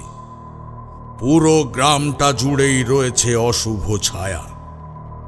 আমি ঘরে বসে থাকতে পারলাম না, ঘর থেকে বেরিয়ে পড়লাম। তারপর জমিদার বাড়ির পেছনের দরজা দিয়ে বেরিয়ে গেলাম পথে। চারিদিক নিশ্ছিদ্র অন্ধকার, এক হাত দূরে মানুষ দেখা যায় না। চারিদিক থেকে তখন শেয়ালের ডাক আর পেঁচার কান্নার শব্দ ভেসে আসছিল। এই সমস্ত কিছু জানান দিচ্ছিল কোথাও কোনো অশুভ কিছু ঘটেছে। আমার কানে যেন মধুসুন্দরী দেবী এসে বলে দিয়ে গেলেন, তারানাথ, এই গ্রামে আজ রাত্রে নরবলি হয়েছে। এই গ্রামের মানুষরা আতঙ্কে প্রহর শুনছে। তুমি এদের রক্ষা করো তারানাথ। তোমার হাতে কেবল 2 দিন রয়েছে। এই 2 দিনেই তোমাকে যা করবার করতে হবে, না হলে সবকিছু শেষ হয়ে যাবে তারানাথ। নারীদের অসম্মান, দুর্বল নিরীহ মানুষের উপর শয়তানি শক্তির অত্যাচার, এই সব কিছু এই শস্য শ্যামলা গ্রাম বাংলাকে শ্মশানে পরিণত করতে উঠে পড়ে লেগেছে তারানাথ। এদের সকলের ভরসা কেবলমাত্র তুমি তারানাথ, কেবলমাত্র তুমি। এই বলে দেবী অন্তর্ধান করলেন, আর আমি এসে উপস্থিত হলাম নদীর পাড়ের শ্মশানটার কাছে। সেখানে উপস্থিত হবার পর এক বিশ্রী মরা পচা গন্ধ আমার নাকে এসে লাগল।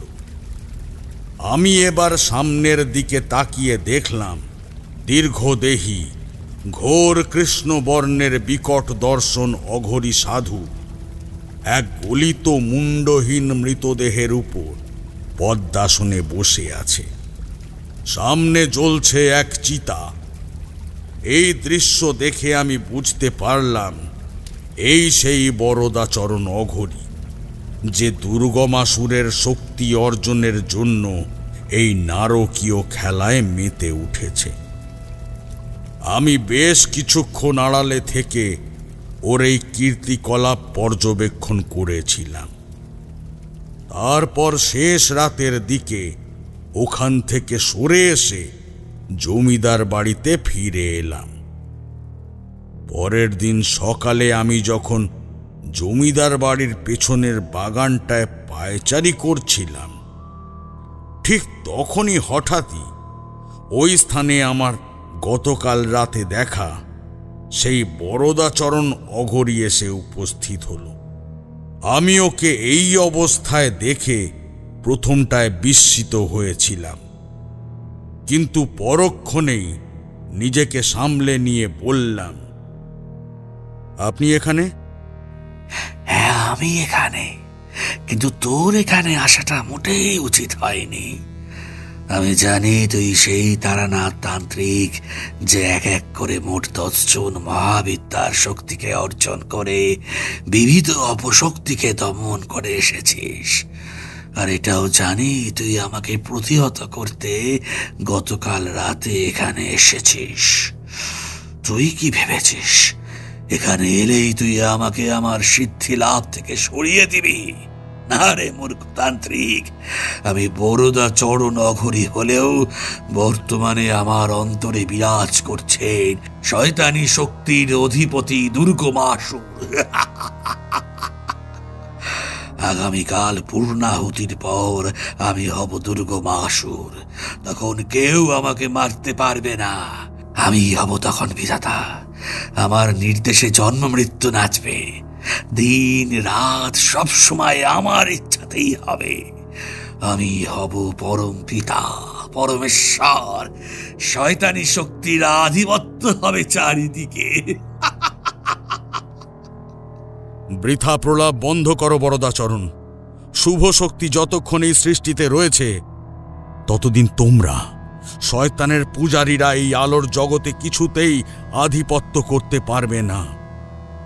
আর তুমি যে দুর্গমাসুরের কথা বলছো সে আজ বহু যুগ আগে মহামায়ার কাছে পরাভূত হয়েছিল।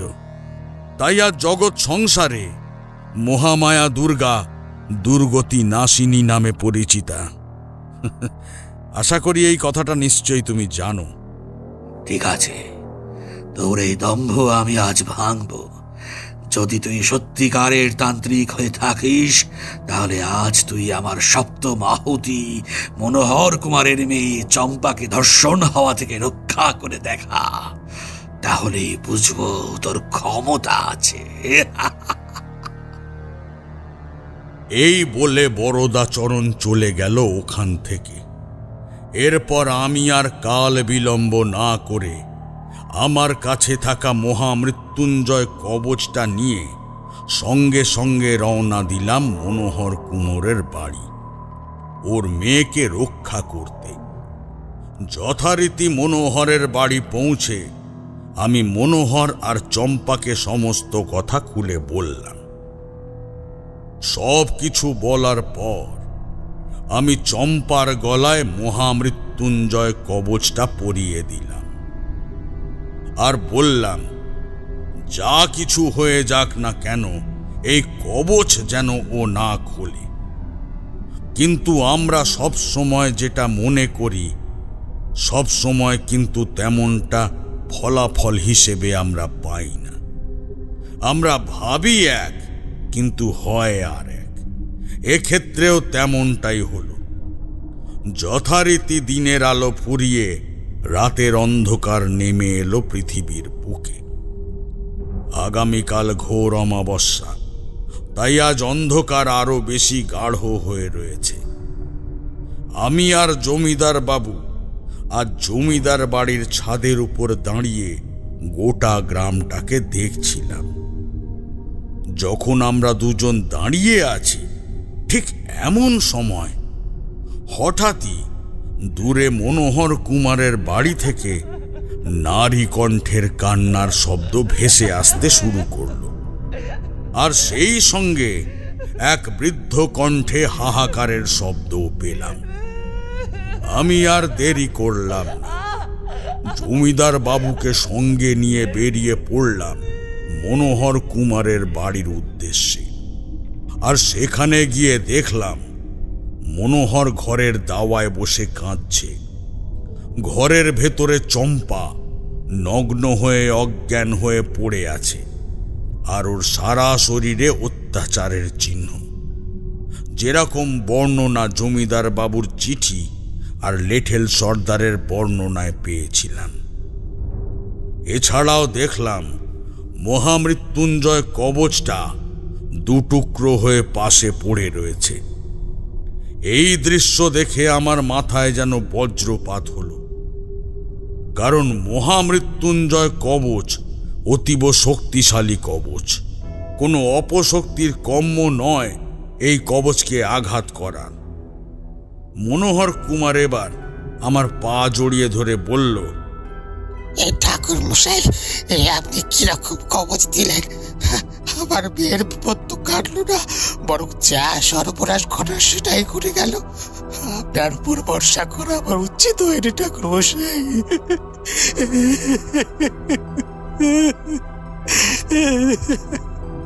এই বলে আবারও কাঁদতে লাগলো মনোহর। আমি ওকে সান্ত্বনা দেবার মতো ভাষা হারিয়ে ফেলেছিলাম, তাই ওখান থেকে সোজা জমিদার বাড়িতে ফিরে এলাম। ওখানে এসে নিজের ঘরে প্রবেশ করে এক মনে আমার গ্রামের সেই বটতলার সাধু বাবাকে আবাহন করতে লাগলাম, কারণ এই ঘটনার সঠিক উত্তর একমাত্র উনিই দিতে পারবেন। যথারীতি আমার ডাকে সাড়া দিয়ে উনি আমার কাছে এলেন।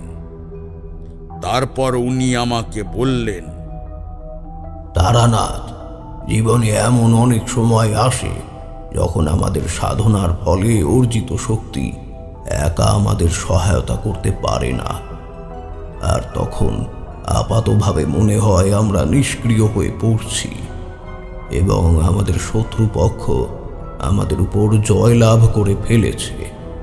কিন্তু তারানাথ, এটা যেমন একদিক থেকে সত্যি, কিন্তু অন্য দিক থেকে এটাই সেই মহেন্দ্রক্ষণ যখন শুভের সূচনা ঘটাতে দৈব শক্তি সেই সাধকের অন্তরে প্রবেশ করে, সেই সাধককে নতুন উদ্যম প্রদান করে পুনরায় আরো একটা সুযোগ প্রদান করে সেই অশুভ শক্তির বিরুদ্ধে রুখে দাঁড়াতে।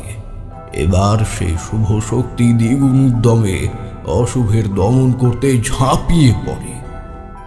অন্তিমে সেই চিরাচরিত শুভ অশুভের লড়াইয়ে জয় ঘটে সেই শুভ শক্তির। তারানাথ, তুই তো নিশ্চয়ই জানিস মহিষাসুর মর্দিনীর কাহিনীটা, যেখানে চতুরঙ্গ সেনা তথা মহিষাসুরের সাথে লড়াই করতে করতে একসময় আদি শক্তি ভগবতী দুর্গা ক্লান্ত হয়ে পড়েছিলেন। তখন উনি দেখতে পেয়েছিলেন অশুভ শক্তি প্রবল উদ্যমে ছুটে আসছে ওনাকে দমন করবার জন্য, কিন্তু ভগবতী দুর্গা নিজের কাছে থাকা মধুপাত্র থেকে মধু পান করে পুনরায় অশুভ নাশিনী রূপে যুদ্ধে অবতরণ করে অন্তিমে অশুভ শক্তির ওই দুর্দম মহিষাসুরকে ত্রিশূল বিদ্ধ করে নিজের পদানত করেছিলেন। তারানাথ, তুই চিন্তা করিস না, তোর জীবনে আজকের এই পরাজয়টা মোটেও কোনো পরাজয় নয়, বরং এটা তোর জয়ের মাঝের সেই সন্ধিক্ষণ যখন দৈব শক্তির আগমন ঘটবে তোর জীবনে, তোকে নতুন উদ্যম দেবে অশুভের বিরুদ্ধে এই লড়াইতে।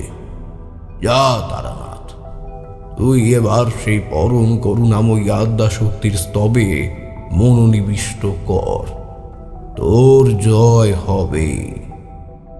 এই বলে সাধু বাবা অন্তর্ধান হলেন। আমার মনের অস্থিরতা শান্ত হয়ে গেল, আর এখন আমার লক্ষ্য একদম স্থির। আগামীকাল রাতে হবে দুর্গমাসুর দমন। যথারীতি আমি এবার বুঝতে পারলাম অন্তিম ধর্ষণের শিকার হতে চলেছে মালতী, যে জমিদার বাবুর ছেলের ধাত্রী মা।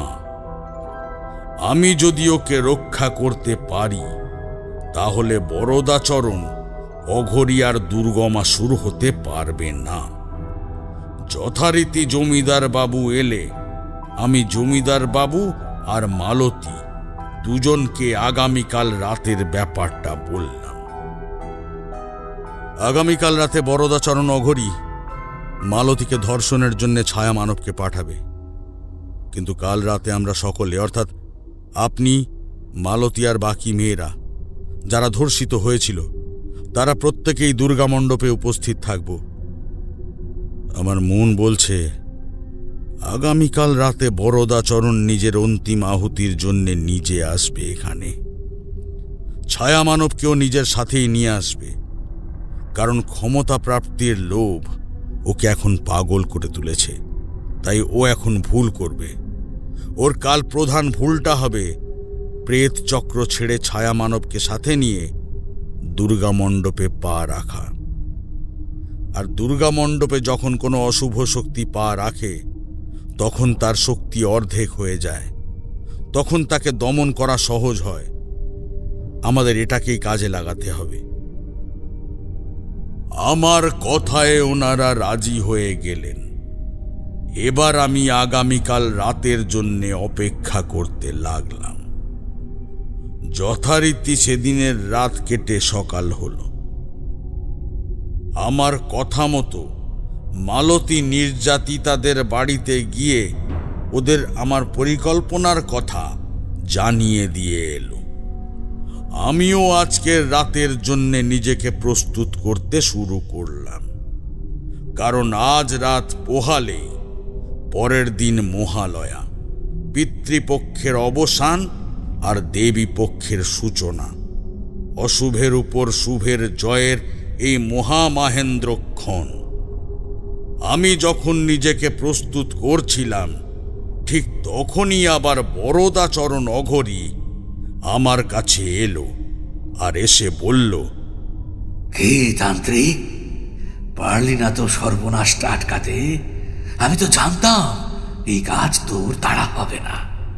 সামান্য কিছু তন্ত্র নিয়ে তুই বরদাচরণ অঘরী আর দুর্গমাসুরের মোকাবিলা করবি। সত্যি তান্ত্রিক, তুই নিতান্তই শিশু। তোকে দেখে আমার করুণা হয় রে। না বরদাচরণ, তুমি এখনো শুভ শক্তির জোর দেখনি। শুভ শক্তির সব থেকে বড় গুণ কি জানো? শুভ শক্তি কমজোরি হতে পারে, কিন্তু হেরে যেতে শেখেনি। সে বারংবার উঠে দাঁড়ানোর মতো ক্ষমতা রাখে। তোমাদের অশুভ শক্তি, সে তো রাতের অন্ধকারের মতো, এই আছে আবার এই নেই। কিন্তু শুভ শক্তি চন্দ্র এবং সূর্যের মতো, যার উপর কিছুক্ষণের জন্য গ্রহণ লাগলেও সেই গ্রহণ থেকে কেটে বেরিয়ে আসার ক্ষমতা রাখে শুভ শক্তি। তাই আজ শুভ শক্তিই জিতবে, আর তুমি হারবে শয়তান অঘরী। এই বলে আমি ঘর থেকে বেরিয়ে গেলাম। শয়তান অঘরীর মুখে তখন রাগের আগুন টকবক করে ফুটতে লাগলো। এরপর বিকেল গড়িয়ে সন্ধ্যা নামল। দেখতে দেখতে নির্যাতিতা ওই 7 জন মেয়ে একে একে জমিদার বাড়ির ঠাকুর দালানে নবনির্মিত দুর্গা প্রতিমার কাছে আসতে শুরু করল। ওদের মধ্যে মালতীও উপস্থিত ছিল। মালতী সহ বাকি মহিলাদের আমি বললাম, তোমরা সকলে এক এক করে এই দুর্গা মূর্তির পেছনে আশ্রয় নাও। আজকে শুভ অশুভের এই লড়াইয়ে তোমাদের মুখ্য ভূমিকা পালন করতে হবে। নিজেদের ভেতরের নারী শক্তির সেই দশভুজা দুর্গাকে তোমাদের সকলকে জাগ্রত করতে হবে। তোমরা সকলেই আজকের দুর্গা, আর এই দুর্গা অসুর দলনী শুভ শক্তির মূর্তিমান প্রতীক। এই শয়তান বরদাচরণের পাপের শাস্তি আজও পাবেই। যাও যাও, মায়ের পেছনে তোমরা আশ্রয় নাও। সঠিক সময় তোমাদের আগমন ঘটবে এখানে। আমার কথা মতো ওরা 8 জন যুবতী মেয়ে আশ্রয় নিল দুর্গা মূর্তির পেছনে। এরপর আমি দেখতে পেলাম প্রায় শূন্যের উপর ভর দিয়ে বরদাচরণ অঘরী আর ওই ছায়া মানব এগিয়ে আসছে দুর্গা মণ্ডপের দিকে। আমি ওদিকে তাকিয়ে জমিদার বাবুকে বললাম, জমিদার বাবু, বরদাচরণ আসছে। আপনি এবার দুর্গা মণ্ডপের পেছনের সিঁড়ি দিয়ে উপরের বারান্দাটায় চলে যান। ওখান থেকে পুরো ঘটনাটা দেখুন। আমার কথা শুনে জমিদার বাবু ওপরে চলে গেলেন। এরপর বরদাচরণ এক লাফে বাগান টপকে এসে উপস্থিত হলো দুর্গা দালানের উপর, ঠিক আমার মুখোমুখি। এবারও বলল, মালতী, বেরিয়ে আয়। যেখানেই লুকিয়ে থাকিস না কেন, তোর উপর আমার প্রথম দিন থেকেই নজর ছিল। আজ তোকেই ভোগ করে তোর রক্ত দিয়েই পূর্ণাহতি দিলেই আমি পুরোপুরি দুর্গমাসুর হয়ে যাব, আমার সিদ্ধি লাভ হয়ে যাবে। তাই আর দেরি করিস না, বেরিয়ে আয় তুই। আমি জানি তারানাথ তান্ত্রিক তোকে লুকিয়ে রেখেছে। এই তারানাথ, বল তুই মালতীকে কোথায় লুকিয়ে রেখেছিস? তুই যদি না বলিস তাহলে আজ তোকে আমি জ্যান্ত চিবিয়ে খাবো। তাই বলছি যদি বাঁচতে চাস তাহলে ভালোই বলে দে, না হলে আজ তোর একদিন কি আমার একদিন। এই বলে বরদা চরণ একটা চাবুক দিয়ে সপাটে আমার উপর প্রহার করল। আমার ব্যথা হলো, কিন্তু আমি ওকে বললাম, তোমার যা ইচ্ছা তুমি তাই করো, কিন্তু আমি কিছুতেই বলবো না মালতী কোথায় আছে। এরপর বরদা চরণ পাগলের মতো আমাকে প্রহার করে চলল। একটা সময় পর আমি গড়াতে সোজা দুর্গা মূর্তির পায়ের সামনে পড়ে গেলাম। এবার যখন বরদা চরণ চাবুক দিয়ে মারতে যাবে আমায়, ঠিক এই সময়ে কোথা থেকে যেন কড়কড় শব্দে বাজ পড়ল। সঙ্গে সঙ্গে অসংখ্য শঙ্খ আর ঘণ্টা বেজে উঠল, যার শব্দে বরদা চরণের কানে তালা ধরে গেল। ওর হাত থেকে চাবুক খসে পড়ল। কে এখানে আছো? সাহস থাকে তো সামনে এসো, আমি দুর্গমাসুর বরদা চরণ অঘরী। এরপর বরদা চরণ শুনতে পেল অসংখ্য নারী কণ্ঠের হাসির শব্দ। সেই হাসি থামতে ও দেখতে পেল এক এক করে সেই সব নির্যাতিতা মেয়েরা হাতে ত্রিশূল নিয়ে দুর্গা মূর্তির পেছন থেকে বেরিয়ে এসে দুর্গা মূর্তির সামনে দাঁড়িয়েছে। ওদের সকলের মাঝে ত্রিশূল হাতে এসেছে মালতী। মালতী এবার রূঢ় কণ্ঠে বরদা চরণ অঘরীকে বলল, কি রে শয়তান অঘরী, এখন চুপ কেন? এই তো কিছুক্ষণ আগে আমাকে ডাকছিলিস, তুই এখানে আমাকে ভোগ করতে এসেছিলি, সেই না শয়তান? কিন্তু এই স্থান আমাদের মা দুর্গার, যে 10 হাতে মহিষাসুরকে এবং 8 হাতে দুর্গমাসুরকে বধ করেছিলেন। তুই ভাবলি কি করে যে তুই একের পর এক মেয়ের সর্বনাশ করে যাবি আর তার কোনো শাস্তি হবে না, বিচার হবে না? ভণ্ডতান্ত্রিক, মানুষের সরল মনের বিশ্বাসকে নিয়ে তুই ছিনিমিনি খেলছিলি। তাই আজ আমরা নারী শক্তিরা তোকে শাস্তি দিতে এসেছি। যে দেখ, তোর চারপাশে এখন কেবল ত্রিশূলধারী নারী শক্তি। এবার নিজের কৃতকর্মের ফল ভোগ কর। এই বলে ওই মেয়েরা সকলে বড় বড় সব পাথর তুলে তীব্র বেগে ছুঁড়ে মারতে লাগলো বরদা চরণ অঘরীর দিকে। সেই পাথরের আঘাতে বরদা চরণের শরীরে গভীর সব ক্ষত হয়ে যেতে লাগলো। মাথা ফেটে যাচ্ছিল, কিন্তু ত্রিশূলধারী নারী বাহিনী থেমে থাকেনি। এইভাবে যখন নিজের পরাজয় সুনিশ্চিত, তখন বরদা চরণ দুর্গমাসুরের শক্তিকে আবাহন করল আর নিজে এবার সেই ভয়াবহ রূপ ধারণ করল। ঠিক এই সময়ে আমি দেখলাম ওই নারীরা সকলে মালতীকে গোল করে ঘিরে দাঁড়ালো। ওরা সকলে মা দুর্গার মূর্তির দিকে তাকিয়ে একসাথে জয় অভয়দায়িনী মায়ের জয় এই ধ্বনি দিল। ঠিক তখনই এক উজ্জ্বল আলোক রশ্মি এসে মালতীর শরীরে প্রবেশ করল। ওই বাকি মেয়েরা সকলেই মালতীর মধ্যে মিশে গেল। দেখতে দেখতে গ্রাম্য মেয়ে মালতী পরিবর্তিত হয়ে আদ্যা শক্তি অষ্টভুজা দুর্গা মায়ের রূপ ধারণ করল। তার তেজ কোটি কোটি সূর্যের তেজকেও হার মানিয়ে দেয়। দেবীর সর্বাঙ্গে ঝলমল করছিল নানান স্বর্ণালঙ্কার। 8 হাতে ছিল 8 রকমের অস্ত্র। দেবী এবার দুর্গমাসুরকে রূঢ় কণ্ঠে বললেন, দুর্গমাসুর, তুই ভুলে গেছিস আমি সেই আত্মাশক্তি অষ্টভুজা দুর্গা, যে তোকে বিন্ধ্যাচলে পরাভূত করে এই ভূমণ্ডলের ভার লাঘব করেছিলাম। সেই সময়েও তোর অত্যাচারে জগৎ অন্ধকার হয়েছিল। আমি তোকে বলেছিলাম, যতবার করবি তুই জগৎ আধার, ততবার আমি দুর্গা রূপে ফিরে আসব। আজও সেই দিন, যেদিন আবারও শয়তানি শক্তির দুর্গমাসুর রূপে ফিরে এসেছিস তুই। আর কিচ্ছু করতে পারবি না তুই। এবার তোর চির বিদায় ঘটবে। এইবার নিজের মৃত্যুর জন্য পুনরায় প্রস্তুত হয়ে যা তুই। এই বলে দেবী সিংহের পৃষ্ঠে দণ্ডায়মান হয়ে এক লাফ দিয়ে সোজা নিজের বাম পা দিয়ে দুর্গাসুরকে লাথি মেরে মাটিতে ফেলে দিলেন।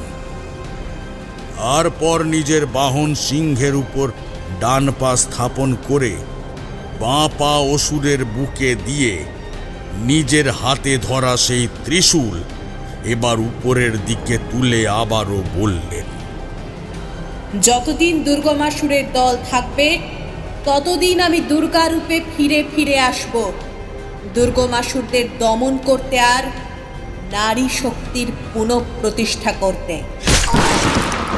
এই বলে দেবী ত্রিশূল বিদ্ধ করলেন দুর্গমাসুরকে। সঙ্গে সঙ্গে বিদ্যুতের তীব্র ঝলকানি আর বাজ পড়ার তীব্র শব্দ কানে তালা ধরিয়ে দিল। আমি দেখলাম সেই অপরূপ সুন্দর দৃশ্য, যখন দেবীর চরণে আবারও লুটিয়ে পড়ল সেই দুর্দম অসুররূপী বরদাচরণ অঘরী। আবারও সার্থক হল দেবী দুর্গার দুর্গতি নাশিনী নাম। আমি এবার দেবীকে নতজানু হয়ে প্রণাম করলাম।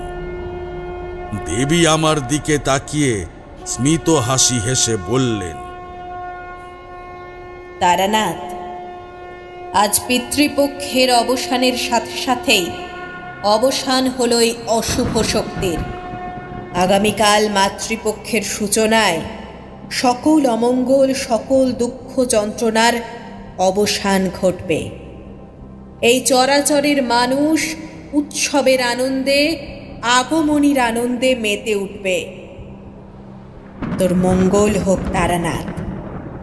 এইভাবে মানব কল্যাণের মহাব্রতকে চিরকাল পালন করে চলিস তুই।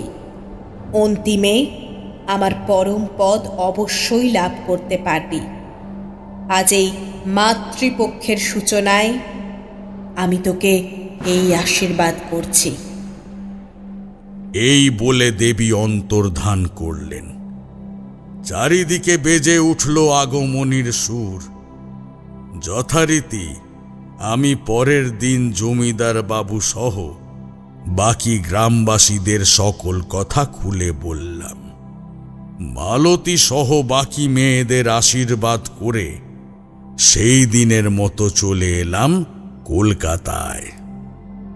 এতক্ষণ আমরা মন্ত্রমুগ্ধের মতো ঠাকুরমশাইয়ের কাহিনীটা শুনছিলাম। গল্প শেষ হলে আমরা ঠাকুরমশাইয়ের কাছ থেকে বিদায় নিয়ে চলে এলাম বাড়িতে।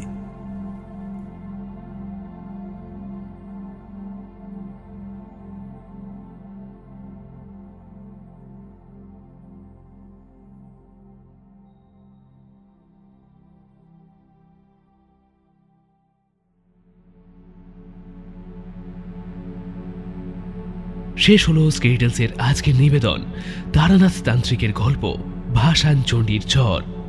আজকের গল্পটা তুমি কোথা থেকে শুনলে অবশ্যই কিন্তু আমায় কমেন্ট করে জানাও। গল্পটা তোমাদের এতদূর পর্যন্ত কেমন লাগলো অবশ্যই কিন্তু আমায় প্রত্যেকে কমেন্ট করে জানাও। যদি ভালো লেগে থাকে তাহলে অবশ্যই ভিডিওটাকে একটা লাইক করো এবং সবার সঙ্গে আমাদের আজকের গল্পটা শেয়ার করো। আর স্কেটেলসকে যদি এখনও তুমি সাবস্ক্রাইব না করে থাকো তাহলে কিন্তু সাবস্ক্রাইব করে নাও।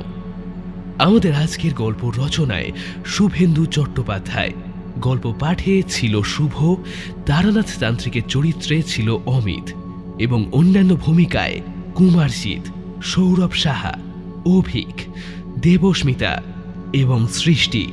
গল্পের সাউন্ড ডিজাইন 62 FPS স্টুডিও। গল্পের পোস্টার ডিজাইন এবং সমগ্র পরিকল্পনা ও পরিচালনায় আমি শ্রীরূপ।